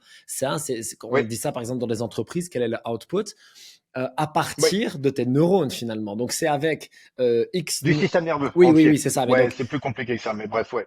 Ouais, qu'est-ce que ton système nerveux, qui peut rester entre guillemets le même, peut produire? Est-ce qu'il peut produire plus grâce à l'entraînement? C'est ça l'idée? ouais. Ok, Bah oui, ah oui, carrément. ok, Et donc, regarde, c'est une question de résilience. Tout est une question de résilience. ok. Résilience, c'est quoi? C'est on tombe 7 fois, on se relève 8 fois. Hmm. Ça, c'est la vie de tous les jours. Et donc, ta capacité de te relever une fois de plus est ce qui compte le plus dans la vie, quoi. C'est pas de tomber moins, parce qu'on n'est pas en contrôle de ça, c'est de pouvoir se relever toujours. Mais se relever une fois plus, c'est une chose, mais aussi la vitesse à laquelle on se relève, qui est très important. Les gens vont comprendre ça, c'est-à-dire que si t'es un peu, tu sais, anxieux ou quoi que ce soit, et t'es au boulot, il y a quelqu'un qui te parle d'une certaine manière et ça te stresse. Ok, donc tu peux soit avoir ce stress et ça prend 3 jours chez toi sans sortir de ta chambre en disant qu'est-ce qui s'est passé, mais ça va évidemment être une horreur pour la vie de tous les jours. Donc la Hmm. question c'est pas si quand on va revenir, c'est la vitesse à laquelle on va revenir de la Hmm. chose. Par exemple, 3 jours dans ta chambre, c'est pas bon. 3 minutes dans les toilettes à pleurer, après on met de l'eau et on recommence et tout va bien. Ça, c'est la résilience. Donc, Ouais. c'est pas de ne pas ressentir le choc de la confrontation, c'est de pouvoir en revenir. Et le plus vite on en revient de ça, le meilleur la résilience. Donc, c'est pareil par rapport à la force. C'est-à-dire que cette capacité de production neuronale va nous donner une meilleure résilience qui s'adapte qui À s'utilise tout, autant à pour tout, quoi. l'entraînement qu'en En tout, dehors, et le mindset. qu'en dehors et tout ça, quoi. Tout est une question de résilience. Et un effet secondaire dont je parle souvent du CrossFit pour ceux qui le font à intensité élevée et sainement, donc sans se blesser, c'est vraiment la confiance en soi. C'est vraiment la capacité Bah à ouais, dire, ça en OK, fait partie. ça va être dur, mais c'est pas grave en fait. J'ai déjà survécu à des situations difficiles, je peux y aller. Tu vois ce que je veux dire? Parce que, parce que tu sais que tu peux te relever une fois de Exactement, plus. exactement. Tomber, si tu peux pas te relever, tomber devient, comme on va commencer à paniquer par rapport à ça. Mhm. En vérité, la plupart des paniques, c'est parce qu'on n'a aucune confiance dans sa capacité de se relever. Mais si tu sais que à chaque fois que tu tombes, tu peux te relever facilement et rapidement, en vérité, il y a pas vraiment t'affecter dans la vie de tous les jours. Tomber n'est plus aussi méchant. Tu dis ouais, j'ai tombé, je me suis éclaté. Tu sais, je me suis un peu éclaté la peau au niveau des genoux, mais c'est bon, c'est pas grave. Demain, tu vois ce que je veux dire. Ouais. Et donc du coup, l'anxiété commence à descendre énormément. Là, on voit beaucoup de notions d'anxiété par rapport à ça et la confiance en soi, même au niveau plus que dans la tête. Même en général, ça fait partie du système nerveux en vérité. On voit d'ailleurs que des gens qui sont très anxieux aiment beaucoup l'endurance. Donc, le fait Ouais. d'aller courir, tu sais, ton temps, de faire des trails, etc. Mhm. Euh, et par contre, alors je sais que c'est un cliché, donc s'il vous plaît, ne me faites pas dire ce que j'ai pas dit. C'est pas tous les gens comme ça, mais on peut voir une généralité de personnes qui sont comme ça et qui, par contre, ont des difficultés à produire de la force. Ce sont des gens Ouais. qui ont des difficultés à produire vraiment le, tu vois, tu vois, aller Parce prendre un que sac leur lourd et résilience, ouais. Parce que leur résilience pour eux, c'est quoi? C'est pouvoir durer 30 minutes, 35 minutes, 40 minutes, 45 minutes. Donc, leur résilience à eux, c'est pouvoir toujours durer un peu plus que les autres. c'est Pour ça, ces enduré. gens, généralement, les gens, ouais, c'est d'endurer. Les gens qui sont comme ça, ils commencent un workout et une fois que tout le monde est fatigué à 40 minutes, ils te disent, ah ouais, on continue. Parce que maintenant, ils commencent à gagner. Parce que leur capacité d'endurer la douleur est énorme et en vérité, ils attendent que tout le monde soit éclaté pour dire, ouais, moi, je suis toujours ici, je veux faire plus. C'est leur manière de dire, je suis mieux que vous, je suis meilleur que vous, quoi. Ouais. Que vous tous, parce que je suis capable d'endurer plus. Et généralement, c'est leur vie de tous les jours aussi, quoi. C'est là que tu vois, tu sais, tous les avocats, les gens comme ça, les gens qui bossent en société, tu Hmm, sais, 10 heures, c'est mieux que 12, c'est mieux que 8 heures, 12 heures, c'est mieux que 10. hmm. En vérité, c'est pas vrai. J'ai travaillé avec des gens qui ont des semaines de 100 heures par semaine, quoi. Mais j'ai fait des meetings avec eux qui ont duré 3 heures. J'aurais pu tout faire ça en 15 minutes. Ouais. On aurait pu faire le truc en 15 minutes, mais simplement, ça a pris 3 heures parce qu'il faut parler en perme. Pour eux, c'est là, tu vois, c'est l'endurance, c'est pouvoir parler pendant des heures et des heures et des heures. C'est ça qu'ils adorent, quoi. Mais dès que tu les mets sur l'intensité, c'est-à-dire qu'il y a un poids, faut le lever ou pas, tout d'un coup, il y a un choix qui doit être fait et il faut mettre toute sa production neurale à ce moment-là. Et ça, leur anxiété, ça part dans tous les sens parce qu'en vérité, ça leur met devant un choix qu'ils ne sont pas prêts à faire. Hmm. C'est pas autre chose, quoi. Je- Alors qu'en vérité, leur manière à eux de gagner, c'est ça, c'est en endurant. Ouais, c'est ça. Je vois donc un intérêt évident à monter l'intensité, ça j'en suis convaincu depuis très longtemps, un intérêt évident à faire de la force. Par contre, donc j'insiste bien et tu me dis si je suis dans le bon, faire de la force et de l'intensité, mais safe. Donc ça veut dire qu'on va peut-être, on Oui, va devoir trouver l'option. Donc je vais prendre un exemple. Moi je peux faire vraiment, maintenant je me suis entraîné beaucoup, je peux faire des pull-ups en keeping ou en butterfly, whatever, ou en strict dans un WOD, je peux faire ce que je veux et je vais pas me faire mal en fait, même si je vais très vite, très fort, parce mhm. que je me suis beaucoup entraîné à ça. Mais le keeping et le butterfly, c'est dangereux. Ça augmente le risque de Oui, danger par rapport à du ah oui, strict et encore plus par rapport à du row carrément, pull par exemple. Ce qui veut dire que si je veux carrément. mettre full intensité, alors j'ai bien plus intérêt à tirer le sled parce que là, Ouais, je sais que je vais être totalement safe et donc je peux débrancher le cerveau à 100% et go. exactement. On peut Et pas, donc, enfin, on peut vas-y. pas se débrancher sur un butterfly. Tu vois ce que je veux dire? C'est un Il butterfly. faut Enfin, garder une certaine maîtrise. Ouais, il faut garder une certaine maîtrise, c'est sûr. C'est tout à fait c'est sûr. quand même très technique. Tu vois ce que je veux dire? Ouais, Est-ce que tirer sur une corde, ouais, bon, il y n'importe a qui une peut le technique faire. aussi, mais c'est quand même beaucoup moindre qu'un butterfly pull-up. Faut dire ce qui est. Oui, et en workout, si au pire tu tires pas exactement comme il faut et que tu vas un peu chercher une compensation, c'est pas très grave non plus. Il va pas se passer Ouais, grand chose, quoi, hein. ouais. Donc, ok, Ouais, sur butterfly, exact. Alors, je sais que c'est pas trop ton créneau. Par contre, pour avoir quand même testé beaucoup de choses depuis presque 7 ans maintenant avec Strong Fit, il y a une conclusion quand même qui est importante, je trouve, c'est que moi, j'aime balancer l'arche aussi avec quand même une session par semaine, parfois deux, qui sont plus oui, longues et plus tranquilles, mais ça me sert de récup. Je sais que c'est pas oui, un entraînement en fait, c'est une oui, récup oui. active. Oui, et puis de toute façon, il faut augmenter le travail cardiovasculaire, on est bien d'accord. Donc, c'est-à-dire que, par exemple, ma femme s'entraîne pour des compétitions de powerlifting. Donc, elle va se qualifier, tu sais, pour les championnats du monde et tout ça. Et elle fait quand même 3 courses par semaine. Elle fait trois C'est courses. ça. Elle en a, on en a une qui est autour de 12 minutes, une autour de 16, une autour de 20. Tu vois ce que je veux dire? Et sa course de 20 minutes, c'est vraiment tranquille, quoi. Tu sais, c'est 4 Relax. kilomètres tranquille, de manière. Mais ça, c'est pour la récupération mentalement et physiquement. Tu vois ce que? Et c'est aussi la capacité cardiovasculaire, parce que c'est vrai que quand ta capacité cardiovasculaire est plus élevée, ta récupération est meilleure. Donc Ouais, ça te permet de récupérer même par rapport à la force. ouais. C'est-à-dire que tu sais, out of shape, c'est pas une bonne chose pour le travail de force, quoi. C'est-à-dire que le côté, tu sais, strongman énorme et gras, en vérité, pour la récupération, c'est très mauvais. Ouais, oui, en même temps, eux, ils sont dans l'hyper spécialisation, donc c'est encore différent. Mais pour la récup, Ouais, mais en plus, ils ont besoin d'être plus lourd, parce que plus c'est lourd, ça ça. veut dire plus fort, c'est tout. Parce que quand Ouais, tu t'es commences obligé, à hein. bouger des objets, tu sais, avec le momentum et tout ça, le plus Mhm. lourd que t'es, le plus stable tu es, le plus tu peux stabiliser les objets. Le problème avec tous ces trucs-là, c'est que tu sais, quand ils font les squats avec les globes et tout ça, c'est que les gens comprennent pas. C'est pas le poids, c'est la stabilisation de l'objet déjà un problème. Le plus, tu vois ça quand la plupart des gens ne comprennent pas, mais par exemple, c'est vrai qu'un squat à 400 pounds versus 500 pounds, il y a un problème, c'est que tu mets une plaque en plus. Une plaque en plus, ça a l'air de rien, mais la barre va commencer à Mm. osciller plus.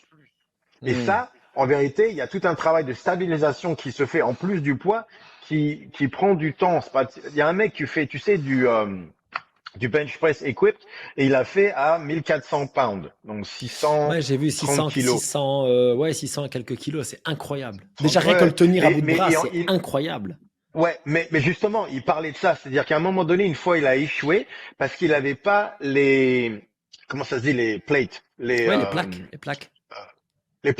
Les plaques étaient pas les mêmes que celles qu'ils utilisent d'habitude, donc il y avait un tout petit espace entre chaque plaque, mais il y en avait tellement qu'il a commencé à avoir une oscillation de la barre. Mm. Et il n'a pas pu descendre. Il a commencé à le prendre et le truc entier a commencé à bouger. Une fois qu'il a commencé à bouger, il n'a pas pu l'arrêter et il a dû arrêter le bench press. Il a même pas essayé parce qu'il disait je ne pouvais pas contrôler la barre à cause des plaques. Mm. Ok. Tu vois ce que je veux dire? Donc tout rentre en compte. Donc c'est pour ça qu'ils sont très gros, très lourds. C'est parce que ça leur permet de stabiliser en plus. Donc tu vois ce que je veux dire, c'est pas, donc ça n'est jamais aussi simple, mais c'est vrai que par exemple, être fit, c'est très important pour la récupération et la vie de tous les jours. Donc il faut pas toujours voir ce que les grands athlètes font. Enfin, bien sûr qu'on peut regarder, mais il faut aussi comprendre le pourquoi du comment, quoi, toujours. Hmm. Je vais faire un petit rewind par rapport à où on en était il y a 30 minutes. Mais en fait, quand tu as voyagé un peu partout pendant un peu plus de 3 ans, je pense, faire des séminaires, Ouais. etc., avec ta famille et tout. Après, vous vous êtes installé à Utrecht, donc aux Pays-Bas. Mhm. Et puis là, Ouais. tu vis au Brésil maintenant et tu passes la plupart de ton temps entre le Brésil et la Californie, c'est ça? Ouais. Ouais, exactement. Pendant 3 bonnes années, je pense, à peu près, tu as été moins présent sur les réseaux sociaux, sur les séminaires et tout, parce que tu travaillais sur quelque chose d'extrêmement spécifique. Et la raison pour laquelle je veux t'emmener là-dessus, c'est pour que tu expliques ce que tu faisais, parce que je trouve ça absolument passionnant d'abord, et aussi expliquer Ouais. pourquoi enfin, après, ça, ce sera mon rôle à moi. Je vais expliquer, je pense, un truc important par rapport à Strong Fit et par rapport à qui toi tu es et à quel point tu peux effectivement être des deux côtés. Être du côté sur le terrain, je soulève des objets lourds et j'arrache tout et je donne des séminaires sur comment engager ses abdos dans le oblique opener. Et à la fois, je peux être dans des études pendant 2 heures par jour, pendant 6 mois sur l'autisme parce que j'ai envie de comprendre et de trouver la solution, quoi. Et le Mhm. truc, c'est que là, pendant ces 2, 3 dernières années, je pense que tu as été beaucoup plus là-dedans. Dis-moi si je me trompe. Et c'est peut-être ce qui Ouais. a fait que tu as pris du recul par rapport à la scène, on va dire, Strong Fit, CrossFit, mais que par contre, tu as développé quelque chose de très, très puissant de l'autre côté. Ouais. Donc mon truc pour moi, ça a toujours été d'aider les gens. Tu vois ce que je veux dire? C'est vraiment le truc qui m'intéresse le plus. Et j'ai commencé à travailler sur l'autisme et sur tout ce qui est PTSD, tu sais les trucs de Syndrome stress. En vérité, l'anxiété. post-traumatique. Ouais, ouais. Ouais, en vérité, ce qu'ils appellent le syndrome post-traumatique maintenant, c'est vraiment tout ce qui est anxiété élevée, quoi. Et donc, dès qu'ils parlent de dépression, anxiété élevée, choses comme ça, ils appellent ça le PTSD maintenant. Mhm. Et donc, j'ai commencé à travailler avec UCLA, donc et les L'Université de psychiatres, Californie. De Los Angeles. l'université de Californie de Los Angeles, de Californie Ouais, de Los Angeles, ouais. qui est une des grandes universités américaines, top 5, tu vois ce que je veux dire. Et c'est la plus, c'est le centre mondial pour l'autisme, en vérité. Tout ce qui est, Ok. tous les trucs d'autisme, ABA et tout ça ont commencé à UCLA. Et donc, ce qui s'est passé, c'est que j'avais commencé à travailler sur, par exemple, l'anxiété et les choses comme ça. Je suis quelqu'un qui a toujours été très attiré du côté psychiatre, psychologie et tout ça. En vérité, je voulais être un psychiatre. Simplement, le système médical, dès le départ, je me suis dit, ça marchera jamais. Donc, j'en suis sorti, mais j'ai continué de mon côté à moi, en dehors de ce que je faisais, de travailler là-dessus. Et j'ai commencé à voir que je pouvais lier les deux choses en même temps, le mouvement et la santé mentale et les choses comme ça. Parce que ça me semblait très évident dès le départ que l'exercice avait un effet très, très fort sur la santé mentale, Ça, positif c'est clair. sur C'est la santé sûr. mentale. Et j'ai commencé à lire les études et je me suis rendu compte qu'il y avait un grand problème, c'est-à-dire que, parce que ça vient des États-Unis, tout ça, le côté pharmaceutique, Big Pharma contrôlait les études et les choses faites. Et donc c'est pour ça que les gens ne voulaient pas aller du côté de l'exercice quand il s'agissait de tout ce qui est psychiatrie, parce que au lieu de ça, on va prendre des pilules. Et donc je me suis, à chaque fois que je dis ça, il y a des gens qui arrivent. Oui, mais la pilule, c'est la seule chose qui m'a aidé. Non, c'est la seule chose qui vous a aidé jusqu'à présent parce que c'est la seule chose qui est développée de cette manière-là. Et donc j'ai toujours eu derrière l'idée de pouvoir allier les deux. Et donc de mon côté à moi, j'ai commencé à travailler là-dessus, quoi. Et donc j'ai passé 2 heures par jour en train de faire mes études. Et je me suis retrouvé avec certains problèmes. Le lactate était un problème. Tu sais, noradrénaline. Il y avait certaines choses dont j'entendais parler dans le monde du fitness qui n'avaient rien à voir avec ce que j'étais en train de lire à l'époque du côté scientifique. C'est-à-dire que, en vérité, dans le monde du fitness, on est toujours dans les années 70 au niveau du lactate, de la science du stress, de la science du sport. C'est Barjo, on n'a pas progressé en 50 ans. Oui, Je comprends pas. il y a Mais toujours des bref. gens qui pensent que l'acide lactique est responsable des courbatures. Voilà, ce qui n'a aucun sens. Juste pour. Voilà. Donne ou un exemple. l'acide lactique qu'on produit de l'acide lactique dans le corps, c'est un liquide qui a un pH à 3,2. Donc ça m'étonnerait que ce liquide se balade dans les veines, quoi. Bref, ou dans les muscles. Bref. Bref, donc il y a que des conneries comme ça. Il y a énormément de choses qui sont simplement fausses. Et donc C'est ça ça. m'a vraiment surpris. Mais donc je continuais à aller de l'anxiété et tout ça, et j'ai trouvé certaines connexions intéressantes. Et à un moment donné, à un autre, j'avais un coach à Los Angeles qui avait commencé un système il y a 5 ans de ça déjà, où il utilisait les trucs de StrongFit, parce que c'était un coach à moi. Tu sais qu'il était sur mon mentoring programme et tout ça, Oh, et Mike. il utilisait le système. Ouais, Mike. Ok, ok, ok. Et il utilisait le système par rapport à l'autisme. Et il m'a dit, hey coach, ça marche vraiment bien, est-ce que tu veux m'aider? Et donc je me suis dit, comme moi en plus, eh bien, forcément l'autisme c'est moi, c'est ma femme, c'est ma fille, donc je me suis dit, ouh, c'est quelque chose que je connais, donc je l'ai fait à côté ça, mais c'était pour moi quoi, personnellement, tu vois ce que je veux dire? Et ça m'a permis aussi de, tu sais, de voir, à chaque fois que un gamin, j'ai aidé une famille entière, et donc rien qu'avec sa gym à lui, on aidait 120 familles. Et donc, je me Wow. suis dit, ouh, ça, c'est une différence. C'est plus que 5 kilos sur le deadlift. C'est vraiment, ça me permet d'aider vraiment les gens et d'avoir une connexion humaine avec eux, quoi. Et Hmm. à partir de là, donc, une des familles qu'on a aidées, le père, la fille a 6 ans à l'époque, adorable. Et le père est un des grands psychiatres américains et il travaille à UCLA. Et il vient voir, donc on parle de ça il y a 5 ans, il va voir Mike et il lui dit pourquoi est-ce que ce système-là marche? Je ne comprends pas. Ce que tu fais marche mieux pour ma fille que ce qu'on fait à UCLA, qui est le centre mondial pour l'autisme. Et donc Mike lui dit, ah, il faut que tu parles à Julien. Je vais à Los Angeles, on s'assit avec Dr Nasser, Hamadi, et on a une conversation de 3 heures. Et il m'a dit, ah, donc t'es un psychiatre, toi. J'ai dit, wow, dans un sens, oui. Et il a dit, ah, ok, cool. Wow. Et donc, on a commencé à, voilà. Et donc, c'est parti de là. Donc là, on est en train de le faire maintenant, justement. C'est ça qui m'a permis de revenir à l'entraînement parce que ça m'a pris 3 ans. Mais là, on est en train de faire une étude, par rapport aux mouvements liés avec RSFP. Bref, des trucs de psychiatrie de manière à créer une nouvelle thérapie, Un une protocole nouvelle finalement. cognitive. Oui, un protocole Hmm. s'appelle Cognitive Behavior Therapy, Mhm. mais approuvé par le FDA et payé par les assurances aux États-Unis. Donc, ça sera un protocole nouveau psychiatrique Ok, donc là, développé par UCLA. ok, donc la FDA, parce que je veux aussi servir à ça, hein, dans notre collaboration, c'est de traduire un peu. Donc la FDA, c'est Oui, la on est bien d'accord. Food and Drugs Association, et donc aux États-Unis, c'est un peu finalement, c'est ceux qui ont la main mise sur tout ce qui est autorisé sur le marché, et comme tu le disais, ce qui Oui, va être remboursé par les assurances. Ce qui aux États-Unis est oui, capital puisqu'ils n'ont pas de mutuelle, comme chez nous. oui. En France et en Belgique, donc ça serait l'équivalent de l'État français Et qui tout est privé. reconnaît le truc, Oui, et du coup tu as un exactement. médecin qui va te prescrire ça et ce serait Voilà. remboursé par ta mutuelle et ou ton Donc, ça assurance. serait C'est reconnu par les médecins, par le incroyable. système médical aux Ce serait États-Unis. Ouais. incroyable, incroyable. Et donc on a développé le système, on a fait la première étude, et donc là, ça va être l'étude, tu sais, vraiment finie, parce qu'il faut qu'on le fasse d'une certaine manière, parce qu'il y a, comme c'est au niveau médical et Oui, tout il ça, faut il y une a un étude énormément scientifique, d'autorisation. bien sûr. Oui, oui, oui. Voilà. Oui, Donc oui. l'étude scientifique, on va la faire maintenant. Mhm. On a tout organisé pour ça, parce qu'il faut que tu aies ce qu'ils appellent IRB, bref, tous les trucs pour que ce soit légalement faisable. C'est ça. Bref, tous ces trucs-là, ça prend. En plus, tu sais, c'est UCLA, donc c'est le côté médical et en plus le Et côté universitaire universitaire. ensemble. Mhm. Mhm. Donc, C'est mais c'est difficile. eux qui sont liés, et c'est eux qui sont le plus liés. Et dès qu'on vient sur l'autisme, c'est UCLA en plus. Donc, le truc, c'est que c'est un très très haut niveau, parce que c'est quand même dire que je parle.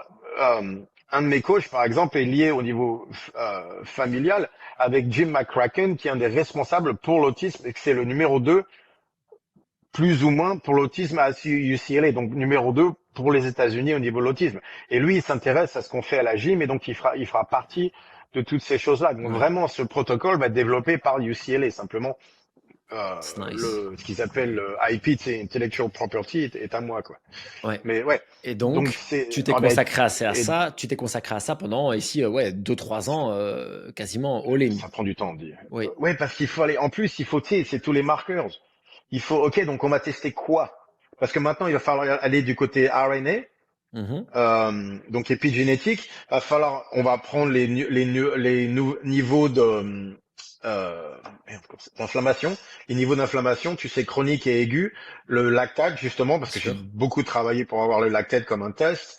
Et donc tu vois, mais en plus en parlant de ça, donc en tirage de corps, qu'est-ce qu'on va mesurer? Donc c'est le travail du coude, tu vois, c'est au niveau de la distance, au niveau du coude, de manière à voir si tu vois ce que je veux dire. Il y a des mille choses à faire de manière à pouvoir à Trop. pouvoir créer, parce que c'est pas juste une étude, c'est un système entier qu'on est en train de proposer, quoi. Et donc, avec tout ça, si tu veux, il y a un truc voilà, moi, comme je disais, ça fait bientôt 7 ans qu'on bosse ensemble, que moi je te suis, que j'ai fait des séminaires, des Coaches Mhm. Week, des mentoring, et blablabla. Et pourquoi Ouais, je dis ça? Parce qu'en fait, j'ai vraiment vu cette évolution où en fait le premier séminaire c'était mouvement, mouvement, mouvement, ouais. mouvement, et puis c'est devenu mouvement, système nerveux, et puis c'est devenu mouvement, système nerveux, nutrition, puis c'est devenu mouvement, système nerveux, nutrition, Mhm. anxiété, et en fait la difficulté, je pense pour certains, ça a été de faire le tri dans toutes ces informations, de dire ok, mais Ouais. quand je prends tout ça, qu'est-ce que moi j'en fais dans mon quotidien, tu Mhm. vois, de coach ou de owner de salle ou d'athlète, Ouais. mais qu'est-ce que j'en fais? Et du coup, c'est la discussion qu'on a eue récemment où on se dit, OK, mais en fait, il faudrait peut-être faire deux espèces d'apprentissages différents. Un premier Ouais. qui On serait est bien d'accord. Strong Fit Fundamentals, ça veut dire que tu vas apprendre le carry, les chaînes de torque, les openers, donc vraiment les fondations du mouvement pour pouvoir toi mieux t'entraîner, pour pouvoir mieux coacher tes gens, pour pouvoir développer ta salle. Et puis à côté de ça, un apprentissage pour ceux qui veulent aller sur la nutrition, le protocole, le Q-1 dans l'anxiété, tes dernières recherches sur l'autisme, la gestion du lactate, etc., etc. Et je pense qu'il faut vraiment scinder les deux pour moins créer la confusion et créer un apprentissage qui soit plus presque comme une école, tu sais. Tu arrives et tu fais d'abord Oui, tes 2 premières années avant on est d'aller bien faire les d'accord. années 3 et 4, tu vois. Non, mais en plus, il y a eu un autre problème par rapport avec ça, c'est que les gens, je pense que les gens ne comprennent pas que je continue à m'entraîner, par exemple. Probablement. Parce que Probablement. je parle tellement de l'anxiété et tout ça, je pense que, je l'ai mis sur mon Instagram, mais j'ai fait quand même 12 répétitions avec le dumbbell row avec une haltère de 100 kilos, quoi. J'ai vu. Tu vois ce que je veux dire? Donc, et ma femme va avoir un deadlift à 190 kilos dans sa prochaine compétition. Alors Elle pèse 69. la femme de Julien, elle fait 30 kilos non, 20 kilos de moins que moi et elle est Ouais. plus forte que moi. Pour presque Tu tout. vois ce que je veux dire? It's Elle insane. va avoir un deadlift à 3 fois son poids de corps assez vite. Tu vois ce Ouais, que je c'est veux dire? Elle a un impressionnant. squat à 160. Elle pèse 69 kilos. Tu Non, vois ce que je veux dire? le Donc, système fonctionne, ouais, ça c'est sûr. ouais, non, mais je veux dire, pour dire, c'est qu'on continue à s'entraîner de cette manière-là. Le néoprène, je continue à l'utiliser. Je suis toujours sur le protocole au niveau nutrition. Rien n'a changé. Je continue à m'entraîner. Simplement, maintenant que je suis moins occupé du côté, tu C'est sais, ça. UCLA, je peux je peux revenir sur l'entraînement plus lourd et je peux le montrer et je fais un effort par rapport à le montrer. Mais là aussi, une des raisons pour laquelle je montre plus mon entraînement maintenant, c'est parce que surtout avec le CrossFit qui se casse la gueule, c'est que les gens arrêtent de s'entraîner lourd et dur, quoi. Hmm. Il y a, Et donc, il y a ce et problème où c'est quand quand même tu n'es pas, nécessaire. Donc, c'est sûr, et il y a ce problème où quand pendant 1, 2, 3, 4 ans, on te voit moins, on sait pas trop ce que tu fais parce que les gens comprennent pas ouais, l'autisme, l'anxiété, etc. ouais, Ben, tu sais, à la vitesse à laquelle les réseaux sociaux fonctionnent, à laquelle l'information circule, non, ouais. ça passe à autre chose, quoi. Non, Maintenant, non, je sais, ouais, tu viens d'annoncer un peu ton retour et on voit qu'il y a un engouement, on voit qu'il y a des gens qui ont envie quand même ouais. d'aller retravailler avec Strong Fit, c'est clair. Non, c'est évident. Mais en même temps, tu me connais, je pense pas comme ça, quoi. Ça, pour Non, moi, ça n'a jamais été un business, toi jamais. tu Je focus fais là ce où que je tu fais, es. Ouais, voilà, c'est ça. je fais ce que je fais, et les gens me suivent ou ils me suivent pas, quoi. Ça n'a jamais changé. Comment est-ce que Je vais faire ce que je vais faire. Ouais, C'est tout. exactly. Alors du coup, voilà, tu as annoncé le retour de Strong Fit en français, tu as annoncé qu'on allait Mhm. collaborer là-dessus et je m'en réjouis, tu le sais. Comment est-ce que tu Oui, vois si ok, maintenant on va se projeter donc là on tourne ici début février, ça va sortir assez rapidement, début février oui. 2024. Imaginons sur tout 2024, peut-être 2025, on verra. C'est quoi le projet sur 1 an, 2 ans? Projet sur un an, ça va être de revenir sur les mouvements qui, je pense, sont fondamentaux et nécessaires pour les gyms. Parce que déjà, même au niveau du business, je pense que CrossFit est en train de descendre et va devenir quelque chose qui, comme d'habitude, les Français vont pas le voir tout de suite parce que ça prend un certain temps à arriver. Mais la vague de CrossFit s'est calmée et il y a tout un changement qui va se faire Ça, c'est et sûr. qui, je pense, ne va pas aider le CrossFit en France au fur et à mesure du temps. Et tous ces gens-là qui étaient au départ CrossFit étaient là simplement parce que c'était facile, parce que CrossFit était en train de monter et je sais pas si tu as lu Cyrano de Bergerac, la pièce de théâtre, mais il a tout ce moment où il parle du lierre parasite Non, au lieu raconte-moi. d'un, tu sais, de là qui montre, mais tout seul. Bref, il y a énormément de gens à l'époque, quand j'en parlais en français, qui étaient en vérité qui étaient un lierre, c'est-à-dire qu'ils utilisaient le CrossFit pour pouvoir monter. Mais dès que l'arbre se casse la gueule, le lierre, il est fini, quoi. Et donc tous ces Hmm. gens-là vont sortir du CrossFit parce qu'il n'y a plus aucun intérêt de le faire. Et on va se retrouver avec un système qui est quand même excellent, qui doit être maintenu, mais qui malheureusement va rentrer dans une phase un peu difficile. Hmm. Et donc, je veux pas nous voir tous revenir sur le bootcamp. Tu vois ce que je veux dire? En plus, avec tout mon travail sur l'anxiété, la dépression, les machins, sur la santé mentale, je peux te dire que tout est une question de résilience. Donc je me suis dit, ok, donc les gens qui utilisent, ont arrêté de s'entraîner lourd et dur. Même au CrossFit Games, t'as vu que le total maintenant il monte plus, Hmm. ce qui est pas normal. Ouais, tu m'en as parlé de ça. Je suis pas allé voir les stats, Ouais, mais ouais, je vois ce que tu veux dire. bref, Non, normalement, bref. ça devrait continuer à monter, Euh, ouais. ouais, non, ça monte plus. Bref. Donc les gens arrêtaient de s'entraîner dur et lourd. L'intensité commence à descendre de manière à faire tout ce qu'ils font et tout ça. Et, et donc pour moi, il y a un besoin qui est évident de revenir à s'entraîner d'une certaine manière. Et donc, ce qui me fait plaisir d'un côté, c'était que c'est exactement avec ça que j'avais commencé Strong Fit. Donc je me suis dit, ok, donc au lieu de, on va revenir sur OG de Strong Fit, quoi. Le Strong Fit du départ, qui était tout sur le mouvement, ça va être soit lourd, soit Soit rapide, mais vite. ça va être intense, soit vite. Donc c'est Burn the Hmm. Questions, le grand truc, ouais. Donc ça va être soit lourd, soit vite. Voilà. Avec les sandbags, les repos, les machins, de manière à ce qu'on puisse s'éclater Hmm. dans l'entraînement. Parce que je pense que ça, on le fait plus. En plus, avec le côté, tu sais, technique tu sais, de l'haltérophilie et machin, tout le monde est en train de parler de la position du poignet. Ok, donc à un moment donné, il faut quand même il faut quand même aller se tirer la bourre et tout ça, quoi. Donc je Hmm. voudrais revenir par rapport à ça parce que je pense qu'il y a vraiment un besoin par rapport à ce genre de choses. Donc je me suis dit, ok, donc on va faire les deux. On va revenir sur les bases du Strong Fit de manière à pouvoir pousser de nouveau ce qui, je crois, est très nécessaire, qui est l'intensité. Lourd et vite. Pas ensemble, mais bref, les Ok. deux. Par rapport à ce que tu disais avec la vague CrossFit, c'est très impressionnant parce que pour moi, il y a eu un avant et un après Covid. Et honnêtement, la vague CrossFit, elle a explosé en 2017, 18, 19. Mais vraiment, genre, c'était Ouais, incroyable. C'est-à-dire que nous, ouais, dans notre salle à Liège, on ne faisait pas de pub, on ne faisait pas ouais, d'annonce, on ne rien. Les gens rentraient tout le temps, tout le temps, tout le temps. C'était ouais. incroyable. Post-Covid, c'est terminé, ça c'est fini. La vague CrossFit est à la mode, c'est terminé. Maintenant, CrossFit, Ouais, c'est il faut aller chercher tes gens, il faut convaincre par la qualité de ce que tu ouais. fais, par la force de ta salle, par peut-être les résultats que tu produis, etc. Ce n'est plus possible maintenant, en 2024, de créer une salle et d'espérer qu'elle réussisse juste sur le nom CrossFit. C'est terminé. Avec le nom CrossFit, C'est ouais. fini. En plus, Alors qu'à 6 ans, tu il pouvais va le y faire. avoir Hein. un autre problème. Oui, mais il va y avoir un autre problème, c'est que maintenant les rats vont quitter le navire, quoi. Tu vois ce que je veux dire? Ouais, c'est ça. Donc, les personnes qui C'est-à-dire, étaient, ce que tu expliques, c'est les personnes qui avaient pris le CrossFit comme nom pour une opportunité et pas mhm, par mhm. amour, quoi. Il y en avait, j'en ai vu, il y en a, tu vois bien qu'ils connaissaient pas le CrossFit, en vérité, ils en avaient rien à foutre. Ils étaient pas bons, ils étaient chanceux parce qu'ils étaient là en premier. Hmm. Il y a énormément de gens qui ont ouvert des gens, et pas en France, genre, en général, Oui, oui. qui n'étaient pas spécialement bons au business ou bons au coaching. Simplement, ils étaient chanceux, ils étaient là au départ, ils ont eu la vague de CrossFit qui les a montés. Mais en parlant de ça, il y a énormément de gens qui ont commencé comme ça, qui avaient vraiment le cœur au bon endroit. Tu vois ce que je veux dire, Ouais, avec des bonnes intentions, bien sûr. d'aider les gens et tout ça. Et donc, je suis vraiment content puissent trouver une carrière et se développer de cette manière-là.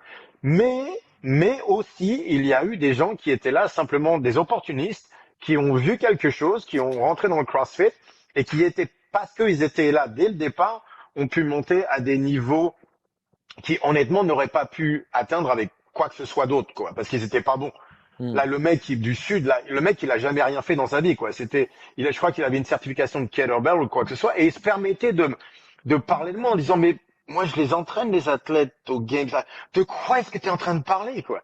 Et tu vois ce que je veux dire? Et ce sont des gens, peut-être pas lui, je le connais pas, j'en ai rien à foutre, mais bref, de ces gens-là ne vont pas rester dans le CrossFit parce qu'il n'y a plus aucun intérêt. Parce que maintenant, il va falloir avoir il va falloir les connaissances, les qualifications, il va falloir être bon maintenant dans ce Ouais. qu'on fait Oui, pour pouvoir réussir. oui, maintenant, ça va être un peu la loi du only the best Ah survive, oui, hein, c'est ça la va loi être un du peu plus ça. fort. Ouais. Ça va être la loi du plus fort maintenant, Mm. c'est-à-dire qu'il va falloir savoir ce qu'on fait, savoir ce qu'on fait. Il va falloir savoir ce qu'on fait, il Ouais. va falloir ne pas blesser les gens. Maintenant, il va falloir commencer. Ouais, ça va être la loi du plus fort. Tu vois ce que je veux dire. Et donc, je me suis dit, ok, avec ça, je peux aider. Ouais. Parce que je peux pas aider avec le côté, tu sais, de CrossFit, on va faire. Mais par contre, avec tout ce qui est connaissance, l'entraînement correct, parce que ça, je le fais depuis le départ. Ça fait une vie entière à faire ces choses-là. Donc ça, je peux aider. Et le côté force, je peux aider avec ça. Le Ouais. côté mouvement, je peux aider avec ça. Et le côté bon choix des exercices, je peux aider avec ça. Donc je me suis dit, ok. Ouais. Donc ça vaut la peine. Je vais pouvoir aider les gens de nouveau. Donc ça m'intéresse. On peut, euh, on peut en attester, hein. Je pense que je suis pas le seul. S'il y en a d'autres qui regardent cette vidéo à ce moment-ci et qui ont fait la même chose dans leur salle, on peut attester qu'intégrer, moi, ça fait des années que je le dis, hein, qu'en fait, il faut associer la méthode CrossFit au principe StrongFit. Et en fait, là, tu fais Ouais, quelque chose d'assez extraordinaire parce que tu fais des ouais. mouvements fonctionnels constamment variés effectués à haute intensité avec les chaînes de Oui, tension, on est bien avec d'accord. Oui, on l'OS, est bien d'accord. etc. Ouais. Et ça marche extrêmement bien, notamment Mais je parce l'ai dit que, dès le départ. exact, Ouais, je l'ai dit dès le départ, ça. mais Ouais. moi, je l'ai fait sur le terrain, en fait. C'est ça que je veux dire. C'est qu'on l'a fait Ouais. ici, sur le terrain, et ça marche super bien. D'une part, on a des très bons résultats, et d'une autre, on a beaucoup moins de blessures. Et ça, c'est très, très Oui. cool. Parce qu'il y a 7, 8 ans, quand moi, j'étais, on va dire, jeune, enfin, jeune, j'avais déjà quelques années, mais dans le CrossFit, c'était blessure, blessure, blessure, blessure. C'était Ah, incroyable. les épaules, ça partait à Incroyable. droite à gauche. 80% Ouais. d'épaules, 19% de dos, et le reste, Ouais. c'était de temps en temps une cheville, un genou ou un truc comme ça. Ouais. C'était Mais en vérité, ouais. incroyable. Et c'était même pas c'était des blessures chroniques, pas des blessures aiguës, jamais. Mhm. Tu avais des tendinites Mhm. là, C'était aux des sus-épineux qui tendinites. restaient pendant Ouais, mais ça, c'est longtemps. pattern Et de mouvement, quoi. C'est pas autre chose, quoi. c'est ça. Eh. Ok. Et donc, le projet maintenant, c'est quoi? Du coup, tu as dit Donc, revenir à la force, on remettre va l'intensité. donc on va revenir sur ce qu'on fait du départ et en vérité, on va recommencer. Séminaire, Coaches Week, Mentoring Program. On va Let's recommencer parce go. que je pense que quand je suis arrivé en France, c'était la mauvaise époque, dans le sens que il y avait tout ce côté, tu sais, très brillant du CrossFit, Oui, très CrossFit Games, tous ces trucs-là. très. Et c'était pas la question n'était pas système d'entraînement, la question était le sport, CrossFit, le sport, et comment est-ce que je peux entraîner mes clients à faire ce sport-là? On a eu le même problème dans le jiu-jitsu brésilien. À l'époque, c'était, tu sais, avec l'UFC, tout le monde voulait s'entraîner UFC. Maintenant que les gens comprennent bien que non, non, t'es ceinture bleue, calme-toi, quoi. Un truc comme ça, le jiu-jitsu a évolué, tous ces trucs, choses-là ont évolué. Il y a une évolution du CrossFit qui va se faire aussi de ce côté-là. Et donc maintenant, on peut parler de système d'entraînement, je pense. Et donc, je pense que pour la France, pour l'Europe, mais même en général, il est temps de revenir au strong-fit du départ et de parler de système d'entraînement parce que je pense que c'est dans ces choses-là que moi je peux aider le plus. Hmm. Simplement, le timing n'était pas forcément bon à l'époque, quoi. En même temps, tu as apporté beaucoup. J'ai vu quand même beaucoup de gens. Yeah, whatever. Bah, tu regardes quand même encore. Tu regardes Jean-Marie dont on a parlé récemment. Il est quand même là depuis le tout début. Jean-Marie. Il a mené. Jean-Marie. Hein? Jean-Marie Bonjour Power. Jean-Marie. Ouais. Non, Il mais tu continue. vois. Ouais, non, mais il continue à bosser. J'aime Voilà. beaucoup Jean-Marie. Il y a Adrien aussi. Hmm. Tu vois, des gens comme ça qui continuent à faire leur truc, continuent à bosser. J'aime beaucoup Jean-Marie. Il dit rien, mais il continue à faire son truc, il continue à Et il bosser, il continue travaille. à évoluer Exact. toutes les années et il devient meilleur et meilleur à chaque fois. Quand il parle, j'ai vu une podcast de lui. Quand il parle, il est vraiment. J'aime beaucoup Jean-Marie. Hmm. J'aime beaucoup les gens comme ça qui continuent à bosser, à faire leur truc, à aller de l'avant. Tu vois ce que je veux dire? Et il continue. Tu vois ce que je veux dire? Il dit rien, mais il continue, quoi. Ouais. Ouais. All right. Ouais, j'aime beaucoup ça. Cool. Mais donc je pense qu'il y a beaucoup plus de gens comme ça maintenant qui commencent à avoir, tu sais, une certaine influence. Donc je pense que le c'est un bon moment de le faire, quoi. Maintenant, je vois qu'il y a une opportunité de parler de système d'entraînement au lieu de parler de sport et de politique et toutes ces conneries-là, quoi. Parce que C'est moi, bon. je ne fais rien de tout ça. C'est ça. On n'a pas encore de date, on n'a pas encore de fonctionnement à l'heure actuelle, mais ça va pas traîner, je pense. On est d'accord? Ouais. Non, ouais. En Parce plus, qu'il je commence à suis en train de demander, faire hein. des podcasts en français en ce moment. Mhm. Ça fait 4, 5 mois où j'ai énormément de retours avec les francophones. Donc je me suis dit, tiens, c'est marrant ça. Et puis j'ai eu des messages et tout ça. Je me dis, tiens, c'est bizarre. Pour ça, on a commencé à parler. Je disais, tu sais quoi, il y a pas mal de gens qui commencent à. Donc ok. Mais je On va, pense que parce que maintenant on revient du Covid, tous ces trucs-là, et malheureusement ça a détruit le monde du fitness, le Covid, et donc il va ça a fait falloir tout mal. reconstruire. Ça a fait Ça a très fait mal. très très mal. Et Ouais. ça va prendre très longtemps. Et ça va prendre des années avant qu'on puisse en revenir. Mais il faut reconstruire parce que le moins on fait, le plus longtemps ça va prendre. Donc, D'autant plus que allez, les on gens recommence. n'ont jamais eu autant besoin de faire du fitness et d'être bien encadrés. Non, mais c'est barjot. Et le fait qu'on a fermé, tu sais qu'aux États-Unis, ils ont fermé les gyms, mais pas les liquor stores. Les Les magasins d'alcool. Ouais, ouais, c'est pareil magasins ici. d'alcool étaient ouverts, Mhm. mais pas les gyms. Et, Ouais. et c'était quoi? Aux États-Unis, en 2 ans, ils ont tous pris, c'est genre 10 kilos ou un truc comme ça en moyenne. Ah, mais aux Ah, c'était États-Unis, incroyable. c'est Et barjot, quoi. le taux d'alcoolisme Ouais, qui a ouais. explosé, l'anxiété. Tu sais, Ouais. overdose aux États-Unis, tous ces trucs-là, les overdoses, tout a monté surtout avec le fentanyl. Bref, personne ne veut en parler parce qu'ils vont tous voir ils avaient tort, mais ça a fait énormément de mal et maintenant il faut reconstruire. Et donc, au lieu d'en parler, je me suis dit soit je peux en parler, soit je peux le faire. J'ai dit, ok, donc j'en ai marre, j'ai pas envie d'en parler, donc on va le faire. Cool. Pour ceux On qui veulent des infos reconstruit. directement, donc vous vous retrouvez sur l'Instagram de Julien, donc c'est Strong Fit One. Vous retrouvez sur le mien, donc Jack Team Coaching, et il y a le template de Janina qui est Ouais, disponible déjà là maintenant quand on tourne. Donc si vous voulez en aller anglais, mais on voir, va le faire en français. Ouais. et on va le faire en français. Et le template de Janina, c'est vraiment son travail pour exploser sur le powerlifting. Et là, on vient de voir que sur une Mhm. année, là, Ouais. je sais pas, voilà. Bon après, elle a une Je bonne pense qu'elle génétique, a, la petite, mais je vais lui donner, ouais, carrément. Je vais lui donner un 190 sur la prochaine compétition, mais honnêtement, je pense qu'elle serait capable de faire 200 kilos, quoi. Alors, c'est trop tôt, mais honnêtement, peut-être en compétition, je pense qu'elle pourrait faire 200 kilos. ouais, ouais. Ce Et en qui est plus, avec presque le 3 fois sprint, son poids de corps, quoi. En Ouais. plus, on voit qu'avec le sprint, elle sait aller en compétition, tu vois. Elle sait aller, Oh, tu vois, elle et adore ça. Elle voilà, adore c'est ça. ça, c'est ça. Elle était tellement contente de sa compétition. On dit pendant 2 semaines, elle était comme ça et tout ça. Là, tu aurais dû la voir derrière. Elle a adoré chaque seconde de la chose. Tu vois, parce que c'est pour ça aussi que ça m'a donné l'envie de faire tout ça. C'est qu'est-ce que je me suis amusé. Hmm, Il faut jamais c'est entraîner cool. sa femme. On est bien d'accord tous, mais C'est très au moins compliqué. j'étais son Tout le monde le coach. sait. J'étais son coach ce jour-là. Le reste du temps, j'ai fait le template. Après, tu vois, je dis Ouais, rien. ouais. Mais ce jour-là, j'étais son coach de manière à gérer les poids et tout ça. Ah, qu'est-ce que c'était? Ah ouais, je me suis vraiment amusé ce jour-là. Et donc ça en plus, bien sûr, je m'entraîne avec elle de manière, enfin, pas nécessairement avec elle, mais tu sais, en même temps, en parallèle, de manière à pouvoir aussi l'aider de ce côté-là. Et donc, c'est vrai que Hmm, maintenant, avec les poids que je suis en train de bouger, je me dis que si je le fais un peu sérieusement, je pense que je pourrais être plus fort maintenant que même qu'il y a 10 ans, quoi. Qui était, je pense que je suis en train de passer certains poids que j'ai jamais soulevés avant. Donc, c'est quand même ouais, marrant, quoi. et juste une chose, tu as 47 ans depuis 3 ans, c'est ça? Ouais, Ouais. Donc, c'est pas non plus anodin mais d'être plus fort à cet âge-là ouais, qu'à 35, quoi. et je ne prends rien. Ouais. J'ai les tests de sang si vous voulez voir tout. Mais non, C'est je sûr, prends pas enfin, de, je suis pas sur TRT, sur TRT, je fais rien de de tout toute ça, façon, moi. c'est très simple. Moi, enfin, je t'ai vu bouger depuis 7 ans et on voit, en fait, quand tu t'entraînes, tu prends un crevé. Quand tu t'entraînes moins, tu perds. Quand tu Ouais, t'entraînes plus en volume, tu sèches. Enfin, ouais. c'est juste normal, en Mais fait, ça tu vois. marche pas pour moi, ça. J'ai essayé, tu sais, le volume. Aussi, en parlant de ça, il y avait ça aussi dans les dernières années, c'est que j'ai essayé de travailler plus en volume pour sécher. Déjà, je voulais voir comment le faire parce que c'est pas mon truc, physiquement. Et en plus, il y avait une certaine vanité en me disant peut-être que je peux voir mes abdos. Mm, Et ça, mentalement et physiquement, ça ne marche pas du tout pour moi. Bah alors, mm, vraiment pas du tout. Dès que je suis revenu tu sais, à soulever très lourd, mais genre, tu sais, un set et c'est fini, quoi.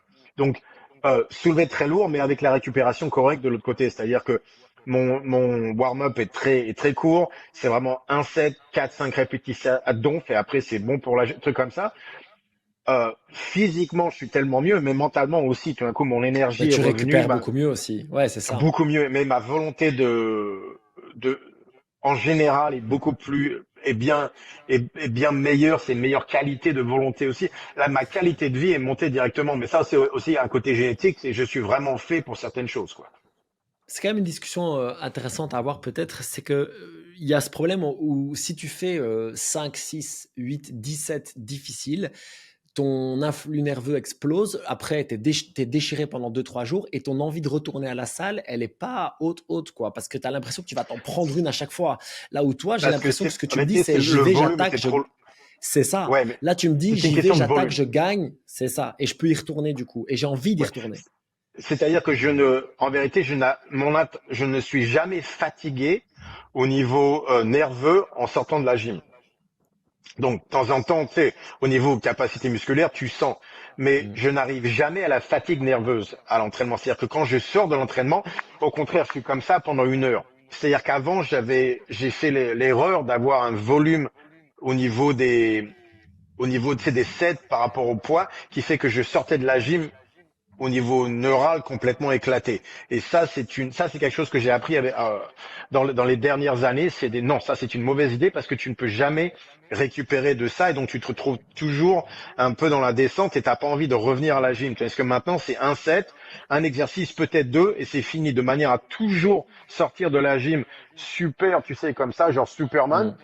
Et après, donc bien sûr, je suis fatigué, mais le lendemain, je vais revenir. Et donc ça, c'est quelque chose que j'ai vraiment appris à faire dans les 2 dernières années. Et maintenant que j'ai trouvé la meilleure recette pour moi, ça marche très bien. Et donc, je l'ai adapté pour Janina. Mais donc, le truc, c'est que elle ne peut jamais terminer sa session fatiguée. 2 heures après, elle est éclatée. Mais là, en sortant de la session, je veux qu'elle soit comme ça, quoi. Et jamais Ok. fatiguée. Mais Jamais, donc, parce que, nerveusement, neuralement bon, parlant, quoi. Ouais. Janina, elle est quand même plus jeune que toi et elle est quand même plus bâtie Beaucoup. pour le sprint et le run que Ouais. toi. Tu es quand même plus bâti pour le strongman et Ouais. le jiu-jitsu, je pense. Mais du coup, j'imagine qu'elle, elle fait un peu plus de volume. Oui. Et en plus, Ok, c'est une femme, donc les femmes sont toujours mieux sur le ouais, volume. Mais ça le c'est sûr. deadlift, tu sais, pour le deadlift, par exemple, c'est un set de 4 répétitions tous les 10 jours. C'est tout, quoi. Même elle. Ok. Faut Parce se que dire, mais ça la par contre, taxe trop sinon. ouais, ça taxe trop. Donc, par contre, à côté, on fait, tu sais, un squat lourd par semaine, un squat léger. Donc, elle fait, Ok, 110 kilos pour 20 répétitions au j'ai squat, ce vu. qui est pas mal quand même. Normal. Ouais, c'est pas mal, Ouais. mais donc elle fait un peu d'assistance work, mais pas trop. Tu vois ce que je veux dire? Et ce qu'on a fait en vérité, c'est qu'on a découplé ses séances. Donc elle a une séance assistance work à la gym le matin, elle va courir et elle a la force dans l'après-midi, mais jamais ensemble. C'est-à-dire que je veux pas qu'elle cartonne sur le système nerveux pendant 1 heure et demie. Donc on fait 3 fois Ouais. 1 demi-heure. C'est pas Ok. faisable pour tout le monde, mais pour donner une Oui, idée. oui. On a découplé de manière à ce qu'au niveau nerveux, donc au niveau, tu sais, production neurale, elle ne soit jamais trop fatiguée par rapport à ça. Et donc ça a été un des trucs que je pense, le plus important que j'ai appris dans les 2, 3 dernières années, c'est ça. C'est la production neurale. Je savais toujours comment produire énormément, mais de ne jamais le faire trop, de ne jamais sortir fatigué de la salle. Ça, c'est Ouais. très important. Et donc, oui, bien sûr, les gens n'ont qu'1 heure pour s'entraîner, tout ça, mais ça ne change pas le problème. Il faut savoir avoir une production de neurale énorme, mais de ne jamais en sortir fatigué, de manière à penser récupération, pas simplement physique, mais récupération neurale. Et ça, c'est dur à faire parce que tu fais un set, tu dis, mais je me sens bien. Oui, justement, et c'est pour ça qu'on s'arrête. C'est C'est que la ça. plupart des gens, ils continuent à bosser jusqu'à qu'ils ne se sentent plus bien. Oui. On Et le en voit, parlant c'est. de ça, c'est le système de Vas-y. société, ça. Tu vois ce que je veux dire? C'est que tu progresses dans ton travail jusqu'à ce que tu sois vraiment mauvais. Et c'est là que tu arrêtes de progresser, quoi. Ouais. Oui, oui, C'est le on système. explique ça effectivement dans les échelons en société où en fait Ouais, on va gravir les échelons jusqu'à notre niveau d'incompétence. exactement. Et Ouais. les gens font ça à la gym. C'est-à-dire qu'ils continuent à s'entraîner jusqu'à qu'ils soient éclatés, donc jusqu'à l'incompétence. Le problème, c'est que tu peux jamais, la récupération est mauvaise. Et c'est un drame aussi, je trouve, pour le mindset, parce qu'effectivement, et en plus, c'est Ah ouais. une discussion qu'on a eue hier ici avec nos coachs, où en fait, je prenais l'exemple de certaines personnes, et tu vois, hier, je dis à un gars, je dis, voilà, tu fais 3 fois 2 à cette charge-là et tu t'arrêtes. Et il fait 3 fois 2 et puis il met la barre plus lourde pour faire de la potentialisation, et puis Ouais. il réessaye 2 reps, tu Euh, vois. Et je dis, non, j'avais dit 3 fois 2 tu vois, mais c'est il pas trois voulait fois deux, ça. aller, Ouais. voilà, et il voulait aller à ce sentiment presque d'échec parce que c'est important pour lui Oui, d'aller jusque-là parce que ça prouve qu'il a fait une bonne session. Et je dis non, non, non, non, exactement, parfois c'est juste à exactement. gagner et tu t'arrêtes. Tu peux aussi gagner Non, et non, mais en t'arrêter. plus, c'est pas le problème. Je m'en fous ce que tu veux ressentir ou ce que tu sais, le mode conscient est en train de te dire. Ça, c'est de l'ego. J'en ai rien à foutre. C'est combien de poids il y a sur la barre? Est-ce que c'est mieux qu'à 6 mois? Et est-ce que c'est moins bien que dans 6 mois? There you C'est go. tout. C'est pour ça qu'on va le faire comme ça, parce que dans 6 mois, je veux plus de poids sur la barre. C'est tout. Mm. Donc le côté je veux me sentir bien, rien à foutre. On va soulever plus de poids. Non, parce que c'est de Ok. l'ego sinon. Et en plus, on sort jamais de ces trucs-là. Tu seras jamais Mhm. content, jamais. Donc, tu vois ce Ah que je veux non, dire? non, Tu seras jamais ce genre satisfait. de non, ce genre de personnalité, c'est Jamais. jamais assez. Je suis tout à fait Jamais d'accord. satisfait. Donc, il Ouais. va falloir toujours en faire plus de toute manière. Et donc, en Mm. plus, tu vas pas me dire que ça fait 3 ans que tu fais du squat exactement à 160 kilos, ça n'a jamais monté. Tu vas pas me dire que c'est pas frustrant quand même. Pourquoi est-ce Ouais. qu'on fait autant de travail si le poids ne change jamais? Tu vois ce que je veux dire? Donc, ça devient toujours ce côté mental. Non, non, non, non, non, non. Il y avait 160, je veux 170. C'est tout. C'est là-dessus qu'on va bosser. Parce qu'au moins, ça me dit que ta manière de bosser fonctionne pour toi. Ce qui est très important quand même. Bien sûr. Faut bien voir si ta manière de bosser travaille pour toi ou pas. Parce que si ça Donc ça, bosse pas c'est pour toi, pourquoi est-ce que tu le fais? Tu vois ce que je veux dire? c'est ça. Et donc ça, c'est l'intérêt des tests. C'est l'intérêt Oui, d'avoir tous les 3, 6, 9, 12 mois un test, qui est le test que voilà. vous voulez, soyons bien clairs, mais il en faut un, et il faut que ce Et soit le pas tout le temps. même. Pas tout le temps, Voilà, et mais alors c'est ça. Et alors, on se teste tous les 3, 6, 9, 12 mois, et pas toutes les semaines par contre, parce qu'il y a ce truc et aussi pas de, tous les je vais entraînements aller non faire un plus. Ouais, max, je vais aller faire un ouais. max à chaque séance, où je vais essayer d'aller plus vite, plus fort. Non, ouais, Tu ne peux pas progresser à chaque séance. Ce n'est pas vrai. Alors tu peux au non, début parce que tu es débutant, mais après à un moment donné, ouais, c'est fini. carrément. Maintenant, tu dois accepter qu'il y a des sessions qui sont juste là pour être bien faites. That's Mhm. it. Et tu n'iras pas Ouais, faire mieux ce jour-là. Et c'est pas non. grave en fait. Ouais, Mais et après, en on se parlant de ça, reteste dans X semaines. va y avoir, tu sais, 2 mois où tu vas pas faire de progrès. En vérité, tu Mm. fais des progrès, simplement ça se voit pas tout de suite, tu vois, c'est-à-dire, ça met un certain temps. Ça arrive aussi, on y est d'accord, mais c'est pour ça. C'est le Mais jeu. en attendant, maintenant, par rapport à 6 mois, il doit quand même y avoir une manière de voir si tu as fait un progrès. Et c'est pour ça, les gens anxieux, maintenant, les coachs, je vais les mettre, ils doivent faire une compétition par an, quoi. Parce que le powerlifting, c'est extraordinaire. Pour ça, tu choisis tes nombres. Donc c'est parfait. T'es pas forcé de le faire comme le CrossFit ou le Strongman. C'est toi qui vas choisir exactement le poids que tu vas faire. Donc Ouais, il y a aucune raison de stresser. Tu vois ce que je veux dire? Mais en même temps, ne ouais. serait-ce qu'une phase, qu'une compétition avec les gens qui les regardent et tout ça, oh, ils vont péter les plombs. Mais en même temps, on va voir si ta méthode d'entraînement marche ou pas. Il y a un moment donné, il faut bien prouver quand même. De nouveau, la loi du plus fort. Il faut bien voir si ce que tu fais marche ou pas. Il y a besoin d'un test. Pas en permanence, pas à chaque session, pas chaque semaine, pas chaque mois, mais il y a quand même besoin d'un test pour voir si on fait des progrès ou pas. C'est pour ça, Janina, elle va faire 2, 3 compétitions par an pour voir si ce qu'on fait marche ou pas. En C'est plus, elle ça. adore les compétitions, elle, mais quand même, c'est sûr, ça la force à s'entraîner de la bonne manière et tout ça. Elle peut pas, tu sais, faire oh aujourd'hui je vais faire un maximum. Elle n'a jamais fait un max à la maison Hors de quand on compète. Ouais. s'entraîne, jamais.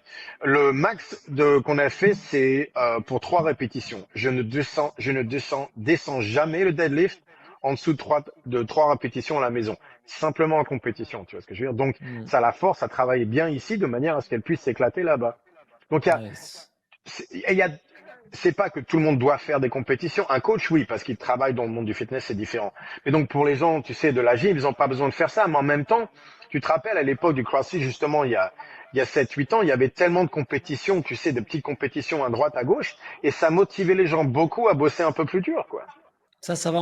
Franchement, ici en Belgique, on est quand même gâté. Il y a quelques compétitions C'est très bien ça. chouettes et certaines qui restent très bon enfant, comme on dit, tu sais, qui restent C'est bien saines en ça. fait. Ouais. Ça, Voilà, où c'est très c'est pas important, la ça. guerre, je pense aussi. C'est Et très juste important. par rapport à ce que tu disais, que la compétition de powerlifting, c'est ça. Donc toi, tu dis le powerlifting, mais si moi, par exemple, je me dis, je veux pousser le sled sur 20 mètres en 10 secondes et la fois prochaine, je veux faire le même poids en 9 secondes, j'ai gagné aussi. C'est ça l'idée en Oui, fait. C'est juste d'avoir une on est bien métrique, d'accord. Ouais, quelle qu'elle ouais, ouais. C'est soit. juste une métrique de temps en temps, de manière, je veux juste vérifier que l'entraînement qu'on est en train de Fonctionne. faire fonctionne pour cette personne-là. Parce qu'on est tous un peu différents, tu vois ce que je veux dire? Tout à C'est-à-dire fait. que mais en parlant de ça, même si on parlait de la course et tout ça, je me suis entraîné pour une course de 5 kilomètres à l'époque. On parle de ça il y a 10 ans, mais quand même, et j'ai fait mes 5 kilomètres en 21 minutes. À l'époque, je fais 105 kilos et J'allais essentiellement dire, des ce qui est strongmen. Tu vois ce que je veux dire? insane avec ton gabarit, hein. Ouais, mais c'était pour comprendre la course et aussi pour montrer qu'il y a et le max que j'avais couru, c'était des trucs des sets de 1 kilomètre à la fois. J'ai jamais couru un 5 kilomètres. J'ai fait tu sais, des trucs c'était 1 kilomètre toutes les 6 minutes Ouais. pour trois rounds et allez hop, j'aurais dû en faire quatre. Mais bref, sinon j'aurais pu, si je devais le faire de nouveau, je pense que j'aurais pu descendre en dessous de 20 minutes. Mais, parce que je savais vraiment pas m'entraîner pour la course. C'était la première fois que je le faisais dans ma vie, donc Mhm. je suis plutôt côté sprinter. J'ai jamais fait d'endurance dans ma vie, tu me connais. Mais Oui. donc il y a des manières de s'entraîner et il faut bien tester ici et là, quoi. Simplement pour s'assurer qu'on sait de quoi on parle, quoi. Ok, nice. Un truc important, si vous êtes toujours là après presque 1 heure et demie de podcast, c'est que vous êtes vraiment Ouais. intéressé par ce que Julien raconte. Et donc, dans ce cas-là, je vais vous demander de commenter en disant qu'est-ce que vous voulez qu'on aborde dans des prochains Oui, podcasts, dans les séminaires, dans les dans les mentorings. Dites-nous parce templates, que, le voilà, mentoring, exactement, tout parce que ça, quoi. Ouais. nous, on est là pour rendre ça, en fait, pour donner ce contenu-là. Donc, surtout, allez-y, on retournera des podcasts avec Julien, il y aura les séminaires, il y aura le mentoring, il y aura plein d'occasions. Et en français, on fera les traductions, on fera le boulot Ouais, pour. Donc, surtout, dites-nous en commentaire ce que vous voulez voir. Julien, merci beaucoup. Et du coup, je à t'en prie. très, très vite. À très bientôt, tout le monde. Salut!